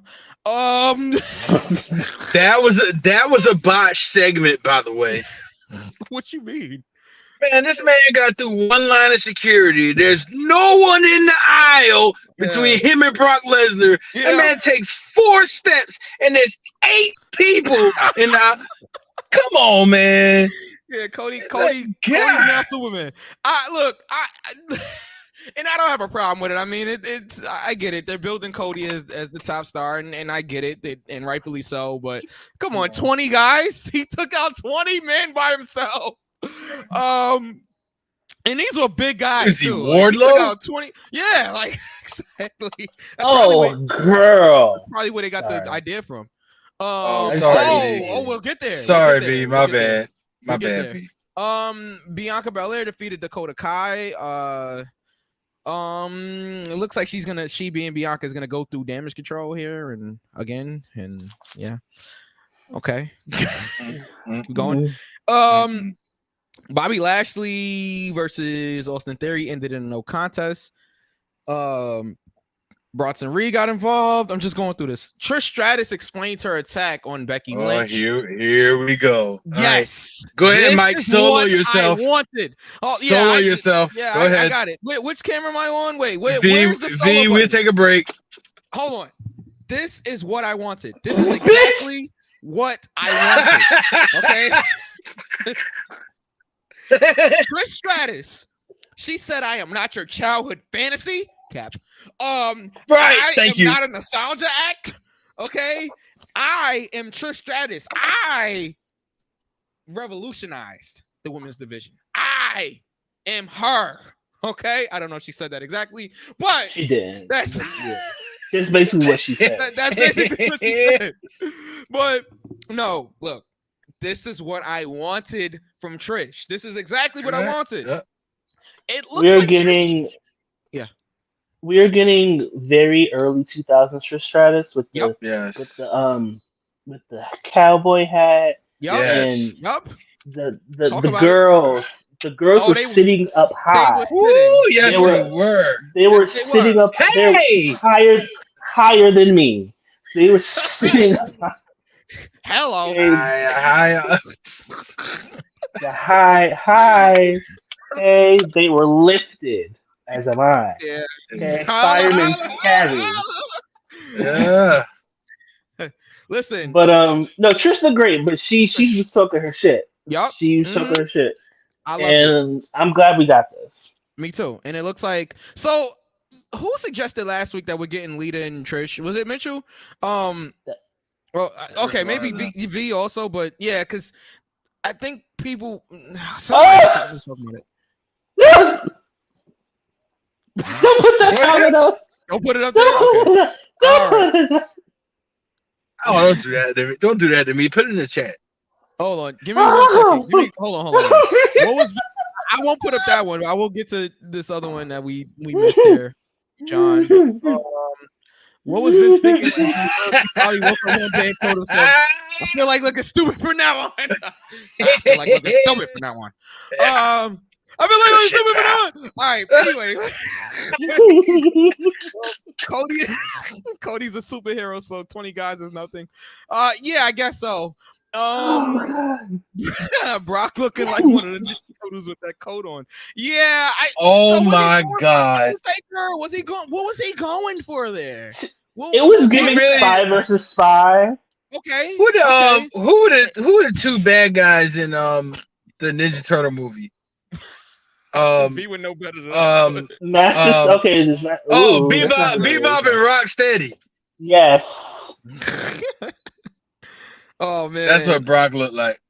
Yeah, that we're Trish segment not was putting lit. that next one in there. I'm not putting that one up there. But You about to tell me off air because now I want to know. Yeah, we're gonna tell you off there. We're gonna tell you off there. Shout out to Ray. But yes, I love the Trish segment. And yeah, it looks like Trish did attack Lita. I don't know how Lita didn't realize it was Trish, unless I guess maybe it was from behind and she couldn't tell that it was Trish. I don't know, because Lita looked conscious when we found her on Raw last week. So that's why I was like, all right, well, if she's conscious, I like the idea better that it was Trish and Lita conspiring against Becky. Yeah, conspiring against Becky Lynch. Against, yes. Against. A dude. Against. I'm so sorry, Canada. You guys see? I just realized what you said. Was that on the boot? All right. Was that on the boot? I remember that from that episode. I cried. I'm so sorry, Deborah Cox. I'm man. so sorry, Brett. Maurice. Oh man. No, not Ray. Sorry, Edge. Yeah. Sammy. Well, definitely Sammy, because that's where I got a gangs from. But yeah. So yeah, I thought this segment was fine. Trish was a little nervous. She was a little nervous. This first time she had to cut a heel promo in front of a live audience in about 18 years. So yeah, I'll give the girl a break. All right. But yeah. That was that. Chelsea Green and Sonya Deville defeated Mia Yim and Candice LeRae. They will be going up against Raquel and Liv, of course. What else happened? I'm trying to get through this. Main event segment. Where is the main event segment? Was Kevin Owens, Sami Zayn, and Matt Riddle defeating Priest, Finn Balor, and Dominic Mysterio. After the match, there was a post-match. It was a brawl. Everybody came out. Yeah, go ahead, Knuckles. Yeah, Usos came out with Solo, and then Ray came out with the LWO. Yep, it's one big fight. Oh yeah, a brouhaha. A subterfuge. Yeah, the boys were fighting. All of this happened and no hurt business in sight. All right, what do you guys think about Monday Night Raw? 2 counts. Yeah, 2 count for me as well. Oh, and the hurt business got scrapped, Mike. That's not happening. Yeah, I'm sure they did. I'm sure they did. I wonder how. Yeah, I'm not surprised. All right. What did here it is. I wrote that down because I wrote this down because I knew we were going to talk about down. Yeah. Wise man once said, "We are what we repeatedly do. Therefore, it's not a singular act; it is a habit." Okay. Well, Vince McMahon. All right. Let's see here. Oh, as they say, the best shade throws itself. That's a fact. Oh, that's right. Karen won a match. Yes, the complaint department definitely won a match on Raw. Not the complaint department. That should really be their tag team name. It really should. It really should. When Dominic going to NXT, never. Yeah, he's I not should say going. never. If they was gonna do that, they would have did that a long time ago. They would have did it already. There's no need for him to go to NXT now. Putting him with the Judgment Day was like, okay, he's getting put him in the NXT. Right. Yep. 2 count for Raw from Ray. Nah, I need ex-condom and two shots on you to get together. All right. Now that was a double entendre. Yeah, double entendre. Oh boy. 2 count for me as well. That was good. That was NXT. What happened on NXT? V. Oh shit. I don't remember. Yeah, me either. So I know there's gonna be a triple threat. With Roxanne. Yes. Tiffany Stratton and Indy Hartwell for the women's title. I'm all for it. I'm all for it also. Yeah. I think this is Roxanne's swan song. I've said this before. Yeah. There's been a lot of reports of moving her up to the main roster and put her on Raw. If anybody was to beat Thanks, John. Thank you. Thank you, John. See you next week, See you man. next Thursday. Thank you. Next week. If anybody at this point is to beat Bianca, it might be Roxanne. But I think she's gonna. But I think she's gonna go ahead and I know she's the longest reigning, right? I think she's gonna get like a very lengthy reign, and maybe I don't want to say by SummerSlam, but I think that I'm not doing this with you, Ray. I'm not doing this with you, Ray. Yo, it's not just Ray. Oh yeah. I'm not. I'm not doing this with y'all. I think Roxanne is going to be the one. I'm no selling it. I think Roxanne is going to be the one that's going to dethrone Bianca, because at this point, I'm fighting, y'all. I'm fighting. Because at this point, who is next? Who is next? I don't know. I'm fighting. Jesus Christ. I don't want to see these comments. This sucks. Yo, I am sweating like I'm hot. But ignore the gloss. Oh, I found it. Yeah, go get this. All right. Oh man, wait. So you want Sonya? Hold on. Somebody, please. Wait a minute. You know, Maya had a song. Oh my god! And it's called "Moving On," and I feel like we should do that. Are you sure? Like, if that's what you want, then hey. You know, hey. Let's just leave that there. Lots of, breathe in, breathe out. Yikes. Yo, I see the comment. Ray, I swear to God. I'm leaving. Swiss Navy. I'm leaving. Gun oil. I'm leaving. Ray, if you're feeling cheap, Astroglide.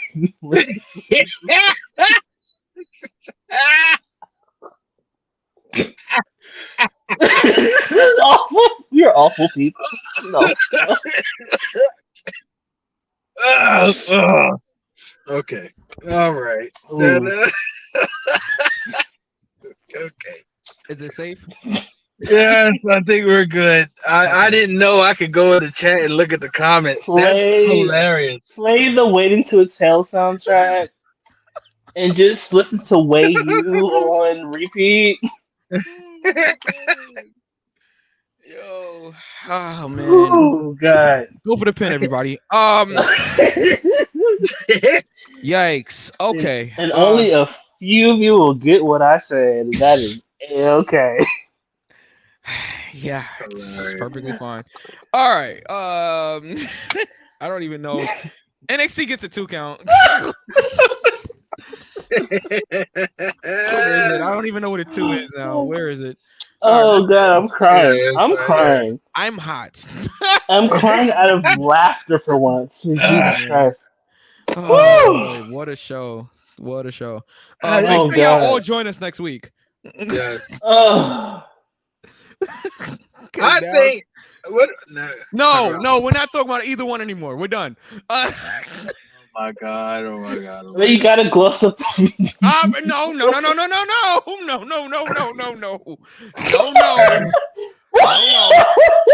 Knuckles, move on. Knuckles. Let's keep going. Oh my god. The Gallus boys was on top. Wait, no, that's not.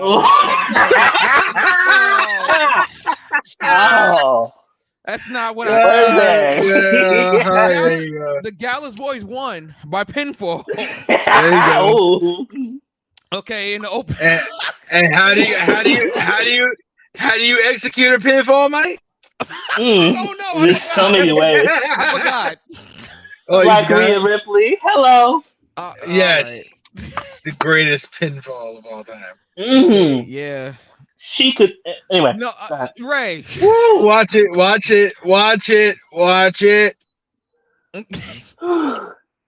I need to introduce the AEW review. Okay, AEW. All right. Yeah, let's just go. Let's go. We are. Yeah, let's just go. This is our AEW review. We had done about a Wednesday night. It was a great show. people's eyebrow, Mike.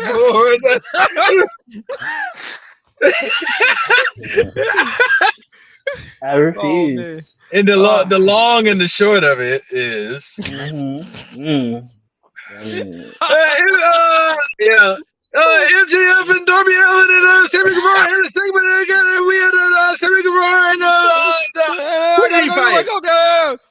Who did he fight? Oh yeah, no, wait, who's the other? Oh my god, I got it. All right, I got it. Who's the other pillar? my head hurts. Oh my god, Sammy, Darby, MJF, and Jack Perry. Jack Perry, yeah. Yes. Sammy Guevara for Jack Perry in the main event. We got he bought off by MJF and then on Warlow with TNT Championship. Can we stop? Wait, no, Knuckles. Can we stop? Okay, I'm done. Can we stop? Right here. I smell a defamation case coming, so we should probably stop. I'm done. I'm done. You know, when you get your Mario Star and your Mario Star is white powder. All right. Jungle Boy. Okay, there was a 4-pillar segment that opened the show, and basically MJF made a tournament between the other 3 pillars, and Darby Allin for some reason got a bye in the tournament. The main event was Sammy Guevara versus Jack Perry. We'll get there. Will we? My problem, yeah. Well, me and Knuckles will get there. My problem with the problem with this opening segment, and I said it while I was watching it, was none of these 3 talents feel like world championship material at this point. Like I could see okay, and it's not that they're not talented in the ring. I'm just saying I don't see world champion when I look at either 3 of them at this point. So it's like, okay, whether y'all do the 4-way, which I think they're still gonna do, whether y'all do the 4-way, you just have like a 1-on-1 match at Double or Nothing. I don't buy anybody beating MJF in that pillars segment. So that's my whole thing. Like, it wasn't bad. It's just I don't believe them. That I think that's what it is for me. I just don't believe them. But it wasn't bad. No. Yeah, it's not I see what you're saying. It's not believable that they can win. Right. Something else believable either on the show, but I'll get there. Go ahead, I think this is classic case of let's find something for MJF to do on the pay-per-view. Yeah. Because whether rumor and innuendo says that he's going to be holding the title until 2024. Yeah. The what is it? The bidding war of 2024. Yeah. So it. I mean, which we're only in April. By the way, in itself, that's a great story. But yeah. Yeah. And we're only in April, so that means we have May, June, July, August, September, October, November, December. So we have 8 months. Yeah, 8 months of filling we have to do until we get to 2024. So I think this is, and I think it correlates with the promo that MJF and CM Punk had. The pillars were brought up then. And the classic line is, you think you're this, you don't even realize you've been replaced by Britt Baker. Yeah. So I think this, what I would do for the sake of time, seeing that we have to have 8 months covered before the whole bidding war. Yep. I wouldn't even done this tournament. I would have had. You guys remember on Raw some years ago when they had, I think it was one person who we will not name, Randy Orton, Chris Jericho, and somebody else. And Triple H was champion. And all of them got a chance to be like GM for the night. Is that 4th person currently residing in the depths of hell? Yes. Okay. That's why. Okay. So, okay, Mike, you look kind of puzzled. So let me fill you in. No. I know who it is. No. I'm talking about the whole story. Yeah. The story.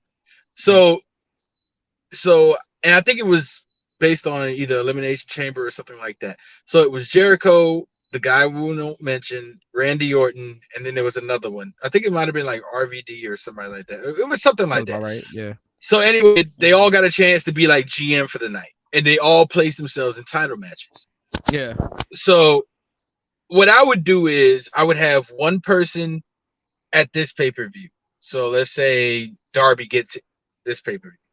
Yeah. I would have all three of them challenge one-on-one. Yeah, and separate pay-per-view matches. Yeah, with separate pay-per-view matches. All of them screwy finishes.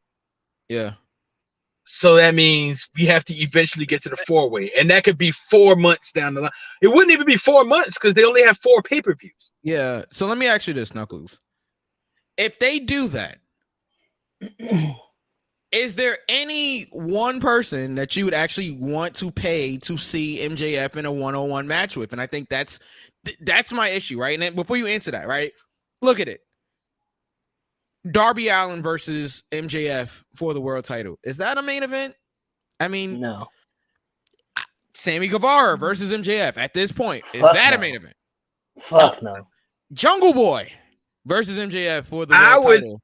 I would pay That's if possible. I had to pay to see one, it would be Darby. I mean, that's fair. That's fair. I think Darby. Here's the thing, right? Darby's gonna do some crazy stuff in there to make it really entertaining. Exactly. I could see it. I could see that, but Sammy and I'm sorry, Jungle Boy. I don't see either one of them as like world champion, which leads me to this comment that Ray's had up for the last few minutes. Sammy's close to world championship material, but I think he needs to break from Jericho to convince me. Sammy to me he's a great wrestler and that's it. Like he can do the flashy high spot stuff, but I don't think he's like a world champion. Like I just don't see. Yeah, in a sense. Like I think okay, TNT championship, great. Yes. You know what I mean? But tag team champion, even great. World champion, I don't see that for Sammy. Now, could it happen? Possibly. But now go ahead, Mike. I'm sorry. No, go ahead. I was just gonna say, could it happen? It could, but I don't look at Sammy Guevara as a world champion, and respectfully, V, I don't see Jack Perry as a credible world champion contender at this point. There's something missing with Jungle Boy, and I can't figure it out. I don't know what it is. I don't like because it's not his wrestling. It's just I don't look at him as a world champion. Promo? Maybe it could be. I think the fact I don't think Jungle Boy has enough of an edge. I think that too. I don't believe him in the ring. Yeah, he's not his intensity. When he tries to be like, does he have to have some kind of edge? Yes, convincing to be a world champion. Okay, I think so. But then again, it would depend on your definition of edge. Well, what edge is for you? I need to believe that you can really go out there and hurt somebody. And and it sounds like I'm burying him, and I don't like this is again going back to the podcast thing of like you sound like you're burying somebody if you're critiquing them. I'm not saying, I want to make this perfectly clear. I am not saying that Jack Perry is not talented. I'm not saying that he's not a great wrestler. I just feel that like to be a world champion, I have to feel like you can get out there, you can fight. Like, you know what I'm saying? That you can really go, that you have that killer instinct type of thing. And let's simplify it, Mike. Yeah. You know, the old adage is if you're not in the business to win the world title, then why are you in the business? Yeah. Now, let me counteract that by saying everybody ain't meant to be world champion. Right, exactly. One of the greatest wrestlers of all time in Scott Hall was never a world champion. Right. Yeah. So sometimes it ain't meant to be. Sometimes you are meant, your career path is meant to be, and please do not take this as me burying when I say this, a mid-carder. Yeah. Because main events, upper mid-card, or even upper mid-card, because main eventers, sometimes they need upper mid-carders. Of course. And upper carders need mid carders. Yeah. And of course, you always have the people that are below enhancement talent. So there's layers to it. I don't see the one reason why I don't see Jungle Boy as the world champion is because they never put him in a TNT status. Like, how many TNT title shots has he had?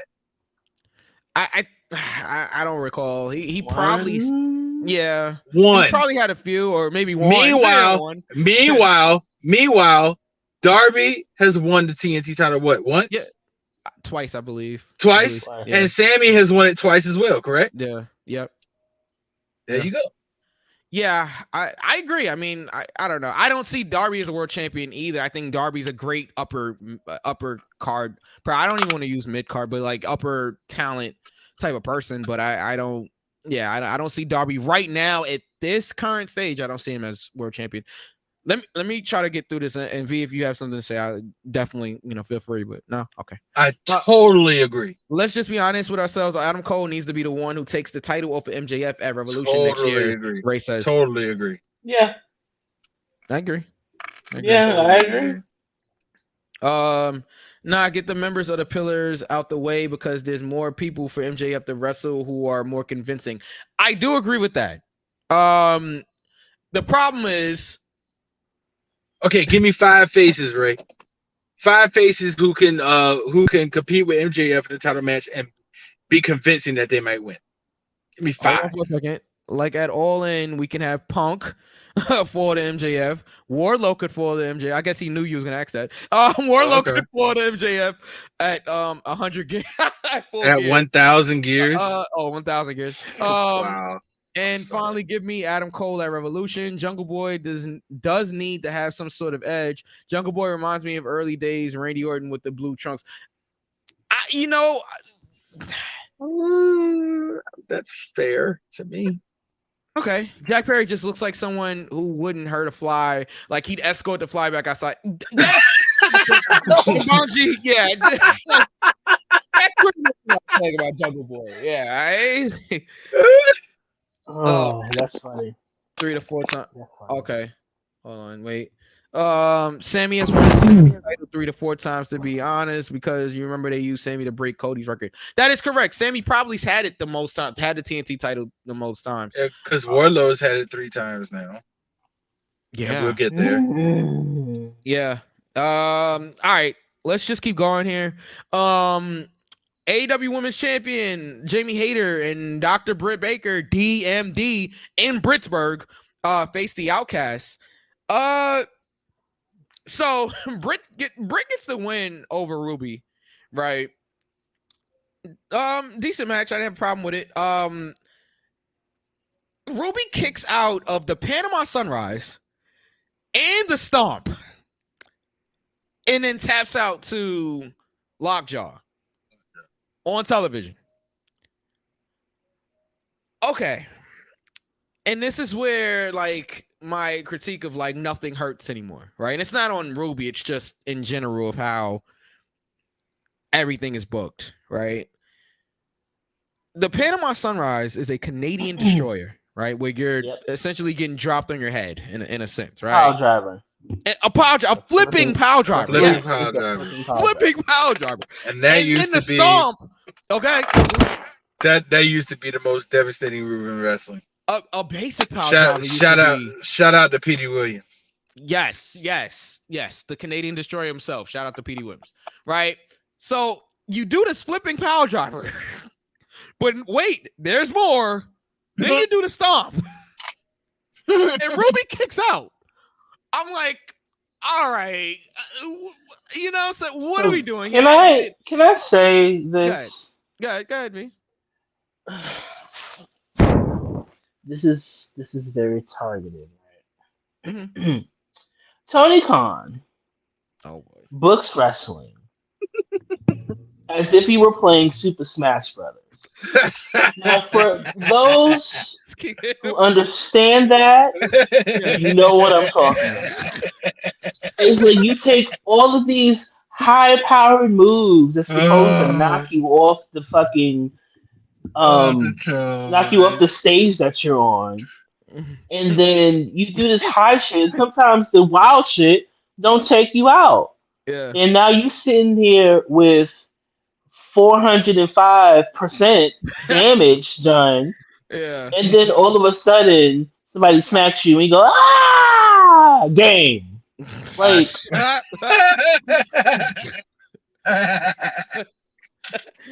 oh man. that is my main issue with AEW. Yeah. Is that I feel like I'm playing a video game. Yeah. And It really is. That is a good as well as a bad thing. It's not like you're playing Tekken Yeah. or Mortal Kombat, which I can't wait for that to come out, or Street Fighter, and I'm really showing my nerd right now. It's not like you're doing any of those things. You're literally sitting here playing on your Nintendo Switch.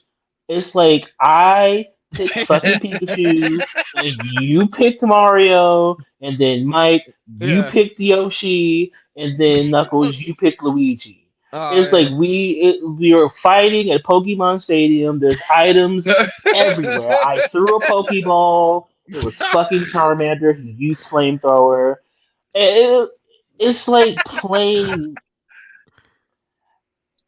It's like playing a game, but after a while, like I love Super Smash Bros. It's a great, fantastic, fun game, but I don't want my wrestling to be like that. A pile driver should be it.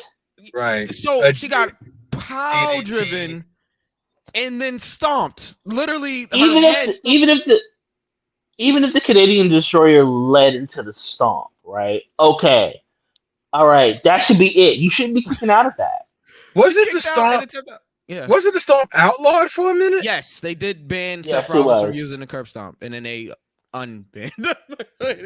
they let him do it. After a while, Can't use the stomp, pal. Yeah. Oh, wait a minute. Pal. Ratings are going down. Start stomping again. Yeah, just start stomping people in the head. But yeah, but yeah, that was my one critique of that. But like I said, the match was fine. It's just I'm just like, all right, what are we doing here? Like, you know what I mean? Like, what are we doing? Just for Ruby to tap? Like, it'd be something if Ruby actually won the match after. But no, I guess they wanted to do a finish where Ruby tapped out instead of getting pinned. And I think the lockjaw is her primary finisher. So it is in a sense, but she does win with the stomp. She wants to stomp all the time. Bonji, I hate you. Let's keep going because it's not the end of Britt Baker for the evening. So Omega, Kenny, the Bucks. I was about to call them Mets. Kenny, the Bucks. They come out there. It's late. The Elite comes out. Ladies and gentlemen, the Mets. They come out there. They say they don't have that much to talk about. They want to fight pretty much. And Brian appears on the screen. Which is a mood. Yeah. Right. Ruby was in a lot of pain. Yeah. And did Jamie get hurt? Because it looked like they was like walking her. I don't know if she was just selling or if she actually got hurt. But I haven't heard anything, so I'm assuming no news is good news. So but yeah. The Mad Brother. No, it ain't that one. Ladies and gentlemen, welcome the Matt Brothers. From North Carolina. All right. He fell again.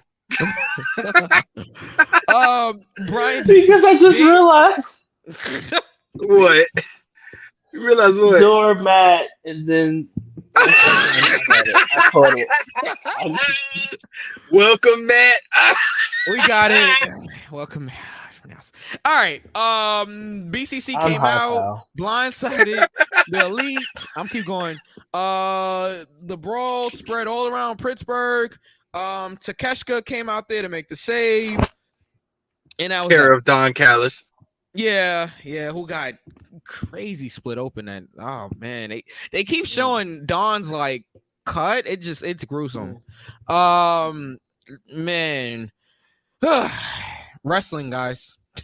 It ain't I hate using the term it ain't ballet because that makes ballerinas feel, but you know what I'm saying. It ain't for the weak at heart. Put it that way. It ain't for the weak at heart. Right.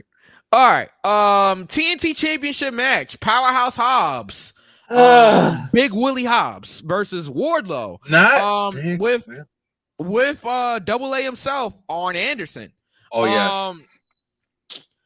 Wardlow beat Powerhouse Hobbs to win the title. I had a feeling once Arn Anderson showed up and he's like, listen, he took your credit cards, he took your passport, he broke into your car, and most importantly, he took your championship.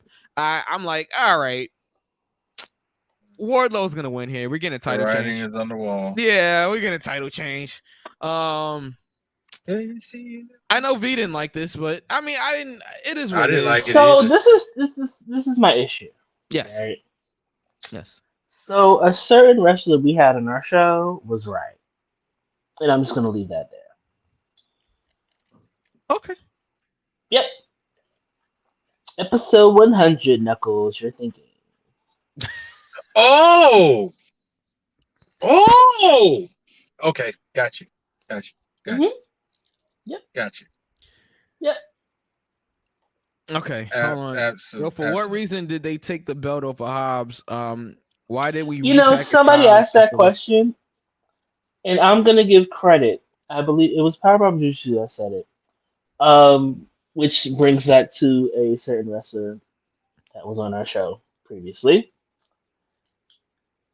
Just to use it as a talking point, just to try to fuel the fire that she was wrong, but she wasn't. Okay. Tony really does like playing hot potato with the TNT Championship. Yeah.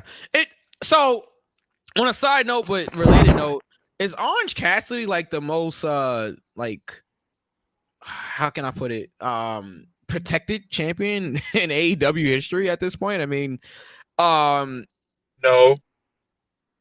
Okay.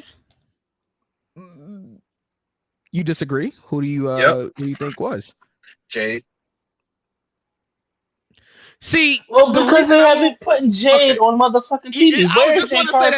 I was just about to say that. So I would agree. Well, what better way to protect her than not put her on TV? No, they ain't protecting her, Knuckles, like that. There's no segment. She hasn't had a segment, not a smoke signal. She didn't have a commercial. She didn't have like an ad. Okay. Nothing. Does Taya Valkyrie beat Jade Cargill? No. At this point, no.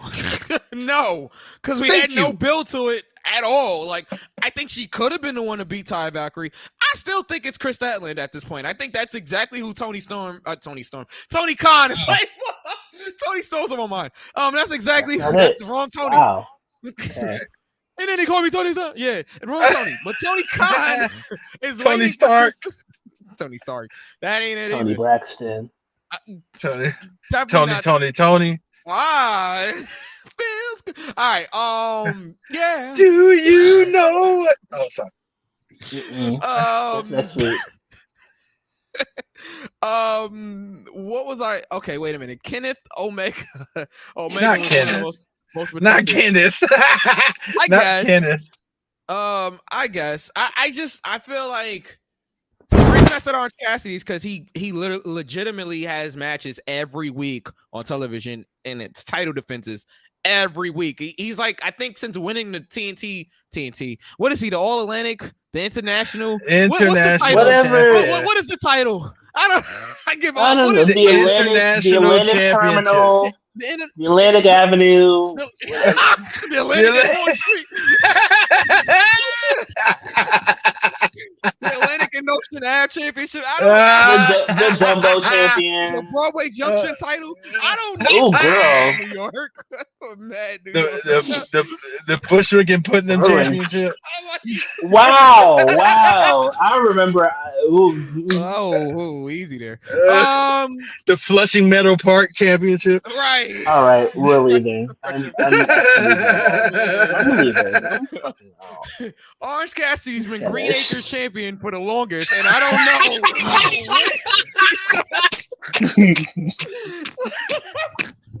Green Acres. Oh man. He's been wrestled all down Suffolk County. All right. Anyway, Green Acres is the place. Green Acres. Wow, Knuckles. That was crazy. Yeah, The Myrtle Ave champ. Merlin Washington. Oh man! Oh God! I think Valkyrie's gonna beat Jade, unfortunately, but she won't be as glorified as Jade. So I think Taya could have been the one to beat Jade. I honestly think that could have happened, but because she could beat Jade. Now that I think about it, she could beat Jade. I think she beats Jade with the Road to Valhalla, which. Guys, it was the Road to Valhalla before it was Jaded. Before the Road to Valhalla, it was the Grand Slam. Just saying. And before it was the Grand Slam, Molly Holly got it from what's his name? From Undisputed Era, Roderick Strong. Oh, Roderick Strong. Yeah. Yeah. I didn't know that. I didn't know that either. Look at that. So, guys, yeah, I think. It would be kind of cool to see Taya beat Jade via the. I think she beats her. Yeah, she beats her with Jaded or with Road to Valhalla. Because they've been teasing Taya getting Jade up for the Road to Valhalla, and she hasn't yet. She has not hit that mood on Jade. I think once she hits it, she wins the title. Yeah.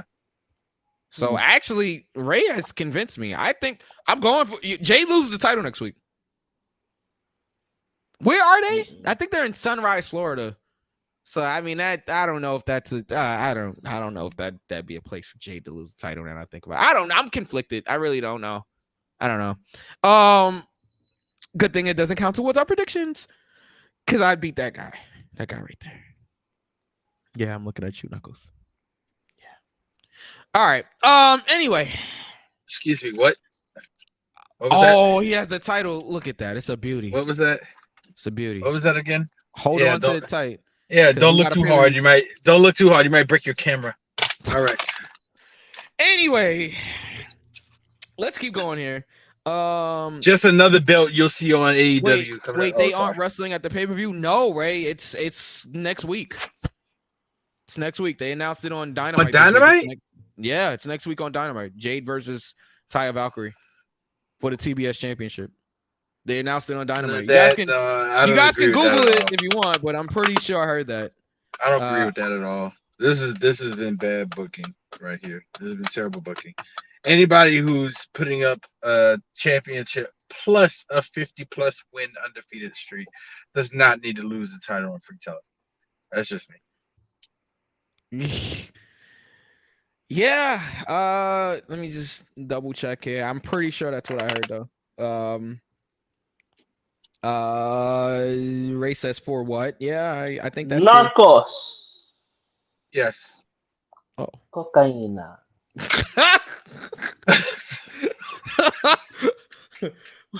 Wait, what match are you? Hey Knuckles, what match are we getting next week with for the TBS Championship?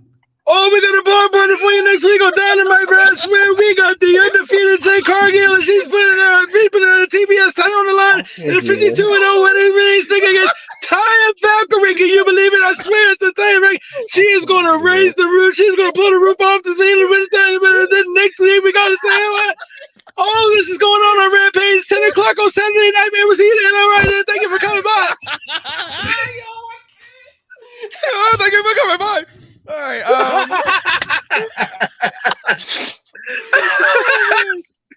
TK language. Wait. I can't read this.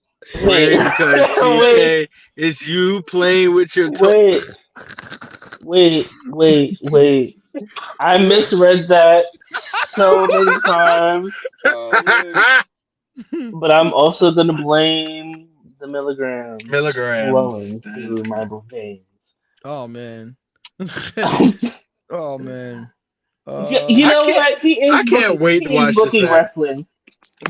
It reminds me when I used to book my China action figure to beat Edge for the European Championship, and then I had fucking Lita beat fucking Jeff Hardy for the Intercontinental Championship, and then I had Mankind beat fucking The Rock for the tag team champions. There was like two belts, one person. Like that's it's like you're collecting. I can't with everybody. Oh man, was that Jeff or was that TK after a promo? Let's all right. I am jumping out the window. Where you going, B? Where you going? All right, let's keep going. B, come back. Where you going? We got the rest of the show to do. I want everybody involved in prison. Oh my god! Damn, bro, we ain't never getting AEW. All right, all right. Where am I? I don't even know where I'm at. All right, yeah, Hobbs loses the championship. Switchblade Jay White beat Commander, another guy that does the flippity floppity stuff, the high flying. Boy, does he ever! He's very good at it. I will say that. Extremely good at it. This man won't have. Well, it was 20 by 20 or 18 20 by 20. Yep. 20 by 20. He walked 20 feet of rope, then jumped to another rope, only to do a flipping senton to the outside. That's crazy. That's crazy. Incredible. The Bullet Club attacked Sean Spears after. Oh, God. Mike, who was the guy that fought Kenny Omega like 3 weeks ago? Like 3 or 4 weeks ago, and he did like that flipping, like that flipping 450 through the table. What is? I know that's not the same person. No, it's somebody different. It was Hikuleo, I believe is his name. The Triple A champion. The Triple A mega champion. Yeah, Triple A. I can't. Yeah, Triple A here in the States. Well, yeah, Triple A. Not the people that help you tow your car. This is not them. Not them. I gotta pay that bill. But yeah, we coming for you. All right. Whoa, Hogan. All right. Yeah, this show's going off the rails. All right. Sean Spears was not. It's not my fault. It's all of our fault. All right. Sean Spears was not impressed. Okay, they jumped Sean Spears and gave him a 5. Yeah, he gave him a 5. He didn't like it. He didn't like the match. No, he didn't like it. He gave him the Big E. Oh, the 5 count? Oh man, I wish Big E would have brought that back. 5. I wish Big E would have brought that back. 5. 3 ain't enough. I need 5. Shout to the FCW days. I'm just gonna put that absolutely. All right. There was a backstage with the Briscoe, with Mark and wow. FTR.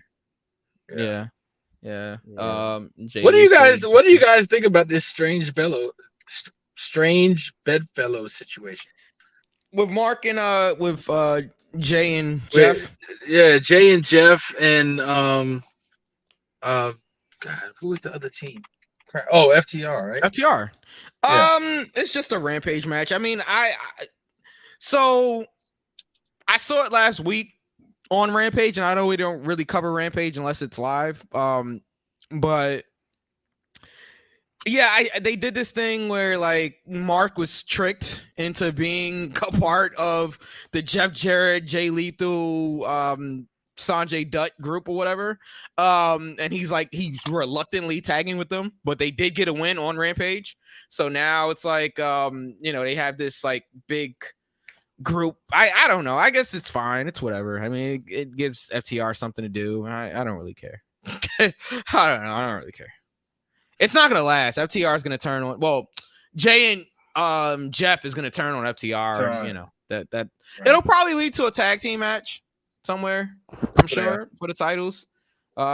Just to get FTR something to do something. They just signed a 4-year contract, so give them something to do.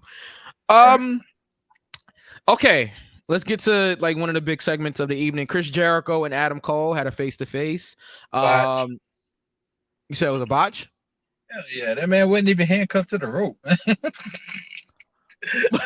didn't see that? I thought he was. Hold on to your love. That's what he was doing. There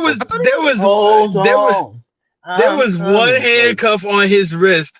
The other handcuff was laying on the ring apron. That's why That's why Adam Cole was holding on to the like. If you look at my hand and my steering wheel, that's why he was holding on like this because he wasn't even cuffed to it. I thought they put all in that one cuff. No, I must have missed that. Oh man, he was holding on for dear life, like he was on the Titanic. Oh boy! All right, well, you guys got to that part already. Basically, Adam Cole told Chris Jericho that he respected him, and Chris basically basically hit him with the Shawn Michaels when Brett was like, just so you know, I'd go out there and I'd do the job for you, and Shawn was like, well, just know I wouldn't do the same for you. Wow. Right. Yeah, I mean, very Survivor Series 1997. Yeah. So, hold on. Hold on. No, the handcuff was wrapped around the wrist and a rope. That's what I thought. I thought he had all of it in one rope. Like the cuff was around the rope. If that's the case, that's the biggest handcuff I have ever seen. Yeah, bro. I think. Then what was that? Hanging down and laying on the ring apron? The other cuff, but they had one cuff. They had one cuff on, like his hand. Let me see if I can get an image so I can just show you. But yeah, his hand was. His hand was like, all right. Let's see. You see this watch here, right? Let's say these are the cuffs. The ropes was like right here. Underneath. That's what and they had it all cut. Right. So he was cuffed to the rope. I'm like, wait, but the other cuff so it's hanging. Yeah, so it's hanging down like. So they wrapped the handcuffs. So it's like this, basically. Yeah, pretty much. I have ring ropes in my car. I don't know. Oh. Well, you got to be prepared for when Veer is there. All right. The one. Where the hell did Veer come from? NXT.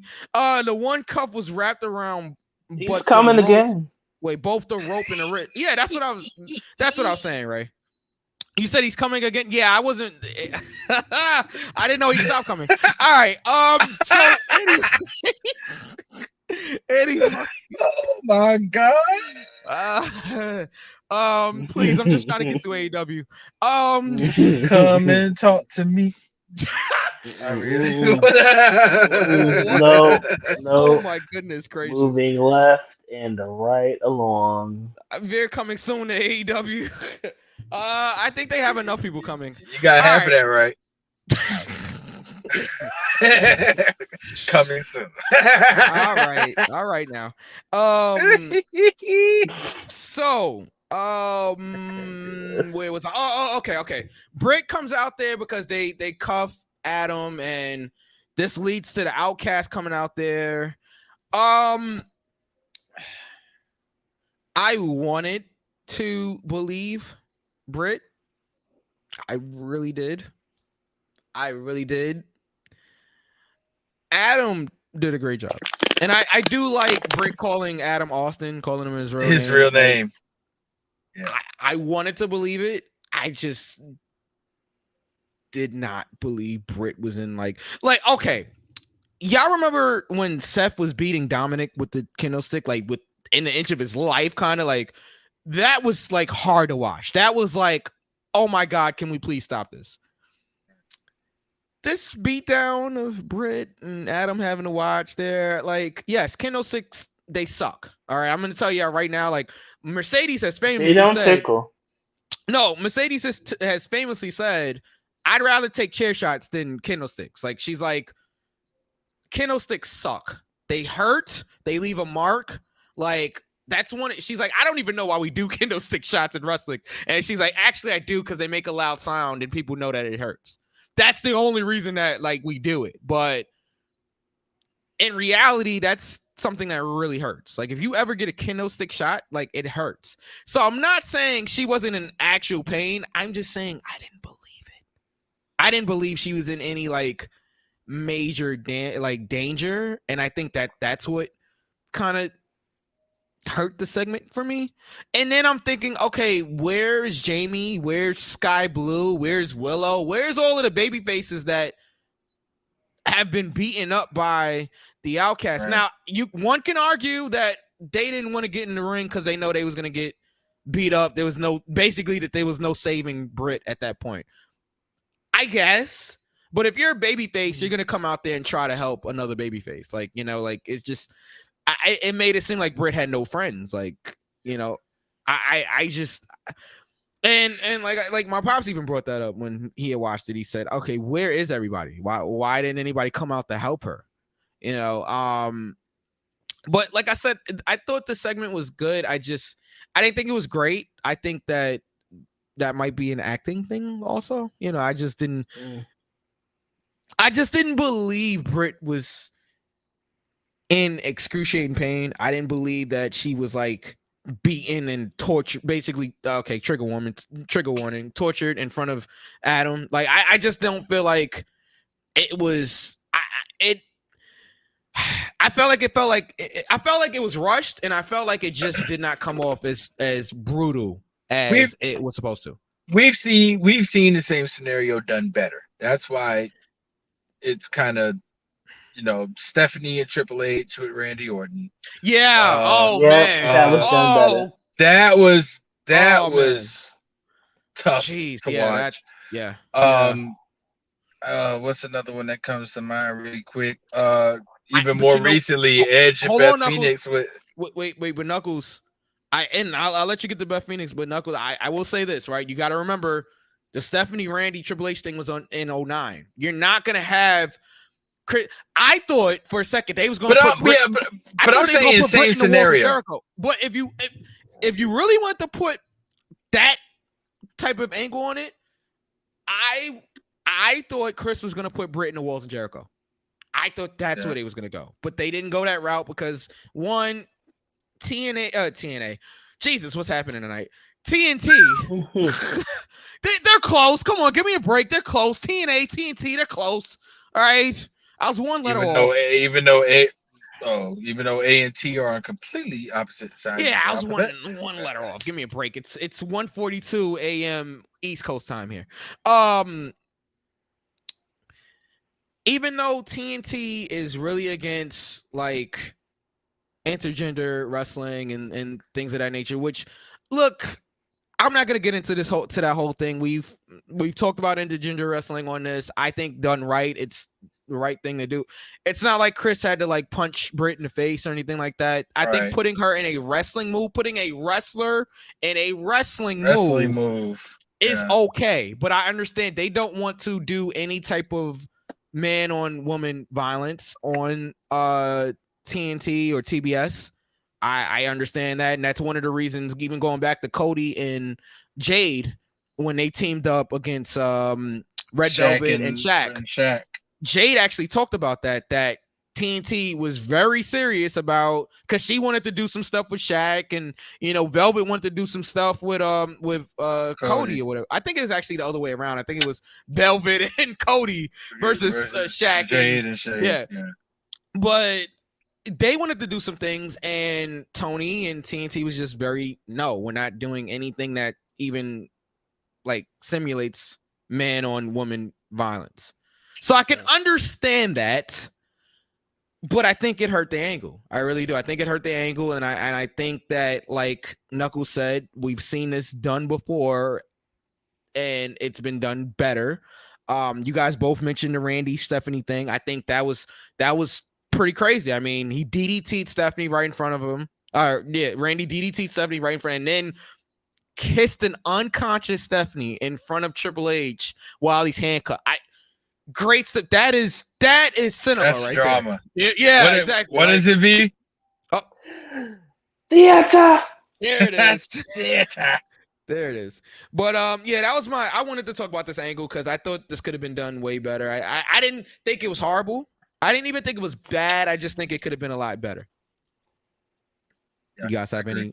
I know you was gonna say something about Beth Phoenix. Well, the Beth Phoenix Edge and Judgment Day when Beth took the concerto by Rhea Ripley. Or when Lita got fucked up by Stone Cold and Triple H. Yeah, but they would never. They would never do that. Never today, do that. Right. Ever do that today? Like that was craziness. Craziness. Oh man, just the chair shot after chair shot after that was just craziness. But yeah, they wouldn't do. I understand you can't do that today, but we could have did something else. But okay. I stayed on that for too long. All right, the Acclaim got a win over the Jericho Appreciation Society, Cool Hand and Daddy Magic. Entertainers who like to talk about nipples being hard. All right. Anyway, let's keep going. We had the main event. We had a good time.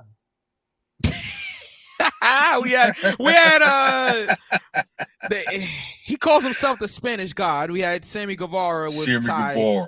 Yeah, exactly. Sammy Guevara. With Ty Mello, Ty walked out there, but then she walked back to the back. Versus Jungle Boy Jack Perry. Say it again. I feel awful for her. You've been watching All Access, haven't you? Yeah, I watched it. I've been watching. Yeah, Ty's kind of playing backseat to Sammy Guevara right now, and I mean it's crazy because Ty was hot. Ty was a hot baby face, and then she got with Sammy, and their personal life came out. Yeah, and shitted on her, man. Yeah, she's getting residual heat. All right. Well, no, some of the heat is on. They have it for her. It's not even residual heat because and that's another reason why I don't like to get into people's personal life and what they do in their personal life. Like that's their choice. And this is why the line is so blurred. Like to an effect, I don't like when you put real life partners together in storylines. I don't like it. Because, I mean, the perception is that she cheated on her husband with Sammy and that Sammy cheated on his wife or fiance, I'm sorry, cheated on his fiance with Ty. Like, again, if they did or they didn't, it's none of y'all business. Like, honestly, you know what I'm saying? Like, if y'all like them or don't like them because of what they do in the ring, all right, whatever. But their personal life, like, that's why everybody can't be Edge, Lita, and Matt Hardy. So yeah, that was a mess too. It was. It's a big old mess. Everybody was fighting. All right. So Jungle Boy loses mad at Lita too. Say it again. I said everybody was mad at Lita too, and just Lita. Yeah. No, Edge got some heat too. Edge got some heat, but Lita definitely got it. Paul Heyman put it best. Everybody hide your wives. It's Edge. Oh God, yeah. And you know what's crazy about that line? That was before it really like you had to be on the internet to know what he was talking about. What he was talking about. Right? Yeah. Or JBL, Mr. Shoot promo himself. Yeah, JBL, right. You want to shoot? He said, you want to shoot, cowboy? Yeah, let's shoot. And then he proceeded to talk about the SmackDown Championship. I love Ty Mello the same way Ray loves Jade. Then she got with the Spanish Fly. Wow, that's crazy. But it's facts though. Yeah, I think a lot of people felt that way. But again, like judging her for what she did or didn't do in her personal life, I don't think that's fair. But whatever. Everybody thinks real life and sports entertainment blur into each other. Yeah. So apparently there's this unholy alliance with Sammy and MJF. MJF cost Jungle Boy the match. So it looks like Sammy will face Darby Allin next week.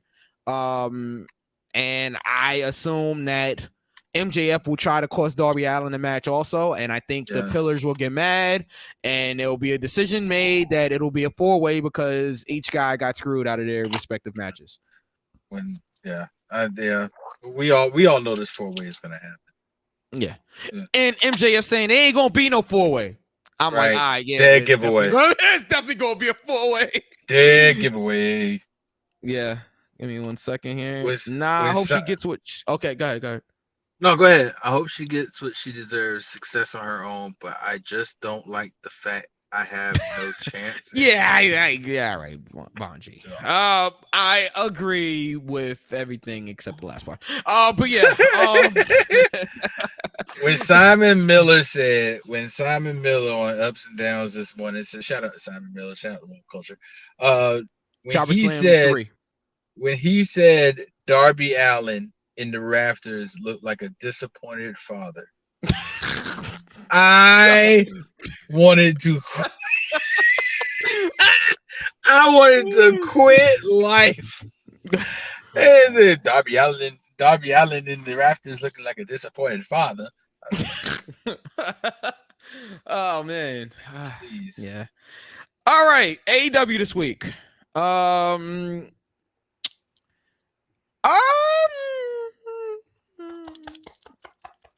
You tapped out? Tapped out? All right, there it is. Well, I mean, he does have a legitimate point. If you really think about it, let's break it down. The Adam Cole segment, trash. I didn't think it was trash, but Warlock. No, I'm talking about the whole beatdown thing. I thought Brit's part of it was a little trash. But okay. Yeah. Okay. Which basically took us out of the entire segment, basically, because it wasn't believable anymore. Right. Wardlow beating Hobbs. Didn't like that at all. The only thing I liked, two things. The only two things I liked about Dynamite. Yeah. The Commander match. Yeah. And Arn doing the DDT. Yeah, that was cool. That was the only two things. So I see where V is coming from, where he taps out. I will shoot. If I'm putting it that way, I might as well give it a 1 count. Jesus, you guys burying AEW here. Let's see. Hold on. I enjoyed the Abbott Elementary season finale. That gets a 3 count. Okay. I had better things to watch. B just doesn't like Brittany and Anthony Khan. Anthony Khan is crazy. Anthony Khan is crazy. And a few others. Tell him why you mad, V. Tell him why you mad. You know, the only Brittany I acknowledge is Spears. All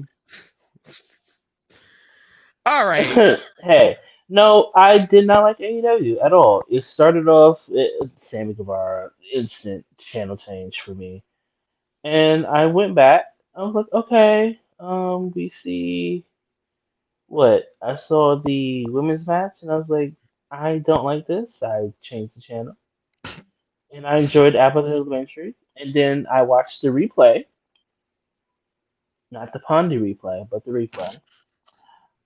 And I once again skipped the pillars. Didn't care. I did see the Acclaimed match. I did like that. That was cool. Hated Hobbs losing the title. Yeah, I tapped out. I tapped out multiple times actually. I do like what they're doing with the Elite and BCC right now. Yeah, I do like that. Does this lead to Punk coming back in the BCC? No. I'm gonna ask this every week until Punk comes back on June. No. I truly don't care. Okay. No. My bad. I was away from my phone because I'm charging my phone. Okay, cool, Ray. Say it again. And even if Punk comes back, the BCC is not a good fit for him. It's just because they're feuding with the Elite. That's the reason I threw that out there. Because think about it, you got the Elite, that's 3, and then you got Hangman, which would make 4, and then if they use Takeshita, that's 5. That's 5. So then in the BCC, Moxley, Yuta, Bryan. Yeah, but the last feud that CM Punk had was against Moxley. He beat him for the title. True. Punk does not join the BCC ever. Punk's gonna be alone on his Saturday show. that's where he's gonna. It's gonna be Punk and FTR every week. Yeah, for 8 weeks I'm straight. hollering. Might as well just make it a podcast. Yeah, right. You Punk and FTR every week. This week, Punk versus Dax for an hour straight. Next week, Punk versus Cash for an hour straight. An Iron Oh, Man man. match every week. Yeah, Right. yeah. Oh, that's why we got a triple. This week we got a triple threat. Yeah, with limited commercial interruption. Yeah. Oh man, let me Brought to you stop. by Allstate. Yeah, yeah, exactly. Oh man, Are State you in good Farm. hands? State Farm, right? Yeah, Oh God. Jake from State Farm. I think Punk is a fit for the BCC. I just don't think the elite are ready to do business with Punk. It's gonna happen. It's gonna happen. You know what? I think when Punk comes back, his first feud will probably be Jericho, just because Jericho's been like egging Punk on like Twitter for like the last week, ever since the news came out. And I think that if they weren't gonna do Jericho and Punk or something to that extent, excuse me, I don't feel like Jericho would be responding to anything about Punk. But he's been retweeting, he's been commenting on Punk. Because somebody said to Jericho, I think a week ago, "Oh, you've always been willing to work with everybody, right?" And then Jericho said, "Not everybody." Right? And somebody mentioned Punk, and he said, like I said, not everybody. I don't think Jericho would even comment on it if they weren't working us. Remember, everybody loves the backstage drama, right? So what Jericho is a smart business person, right? He already, and Punk is too. He knows that people think that he doesn't like Punk. All right, well, they already think I don't like the guy. Let's do some business with it. Makes sense. Let's see. To be honest, I think the younger wrestlers don't mind Punk. It's more so the people that who are the same age or older than Punk that are bothered by him. Jericho is trolling. That's sports entertainment. That sports entertainer is good at trolling. Yes, I completely agree that Jericho is trolling the internet by saying he doesn't like Punk or egging this whole thing on. I think he's trolling. So I think Punk is like definitely coming back. And I think that there's some good business to do going forward here. I really do. I know you guys don't care if Punk comes back, but I really do think that Punk coming back is more of a positive for AEW than it is a negative. We will see. We will. And on that note, we're getting ready to get out of here. Jade, Bowens, Darby, and other younger wrestlers are trying to pull for Punk. Yes, a lot of them. Quickly, Dax actually told a story about Punk. When he, I guess when he came in or whatever, and he does this, and he used to do this like pretty frequently. He used to, just because like he got all of the women's division, like everybody in the women's division. I think he got a like Starbucks give like $100 Starbucks gift card or something like that for every woman on the roster or whatever, just because.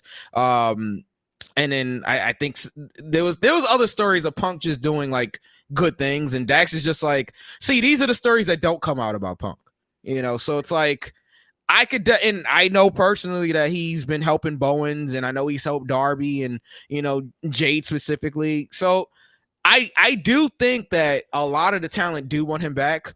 Of course the elite don't, and of course I shouldn't say of course. I'm pretty sure they don't. And, guys like Colt Cabana and they have an issue with Punk, but I think that Punk being back is going to do more good than negative. All right, V, take us home, pal. All right. 2 a.m. in the morning. We are finished. We're done. It's over. All right. So you can. Let's try it again. Thank you so much for listening and or watching to Go for the Pin. You can find us on Instagram at @GoForThePin_show or on Twitter at @GoForThePinShow. You can find us on YouTube. Just type in Go for the Pin and you see this big ass head, whether covered or not. Announcements. Like I said, or like it was said upon the Twitter page and upon the Instagram, I do have an announcement next week on our 3rd anniversary show. And it's going to be interesting. It might change the game, or it might change the landscape of Go for the Pin. We don't know. Wow. But I don't even know what it is. Yeah, I have no clue.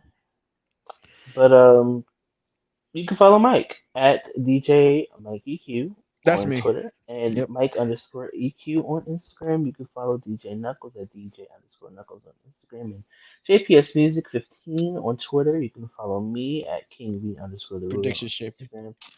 and _ watch my throne on Twitter. We are finished. We are done. We'll see you next week on the C Thoughts Music. Anniversary show. Yes, C Thoughts everybody. Music. Raider Raw. Mitchell Clark. Who am I? John. John. Gamble. Make sure you guys see Gamble tomorrow night in New York. If you guys are in Brooklyn, Annie up. We'll see you guys next week for Go. Hey, Mike. Pin. Yo.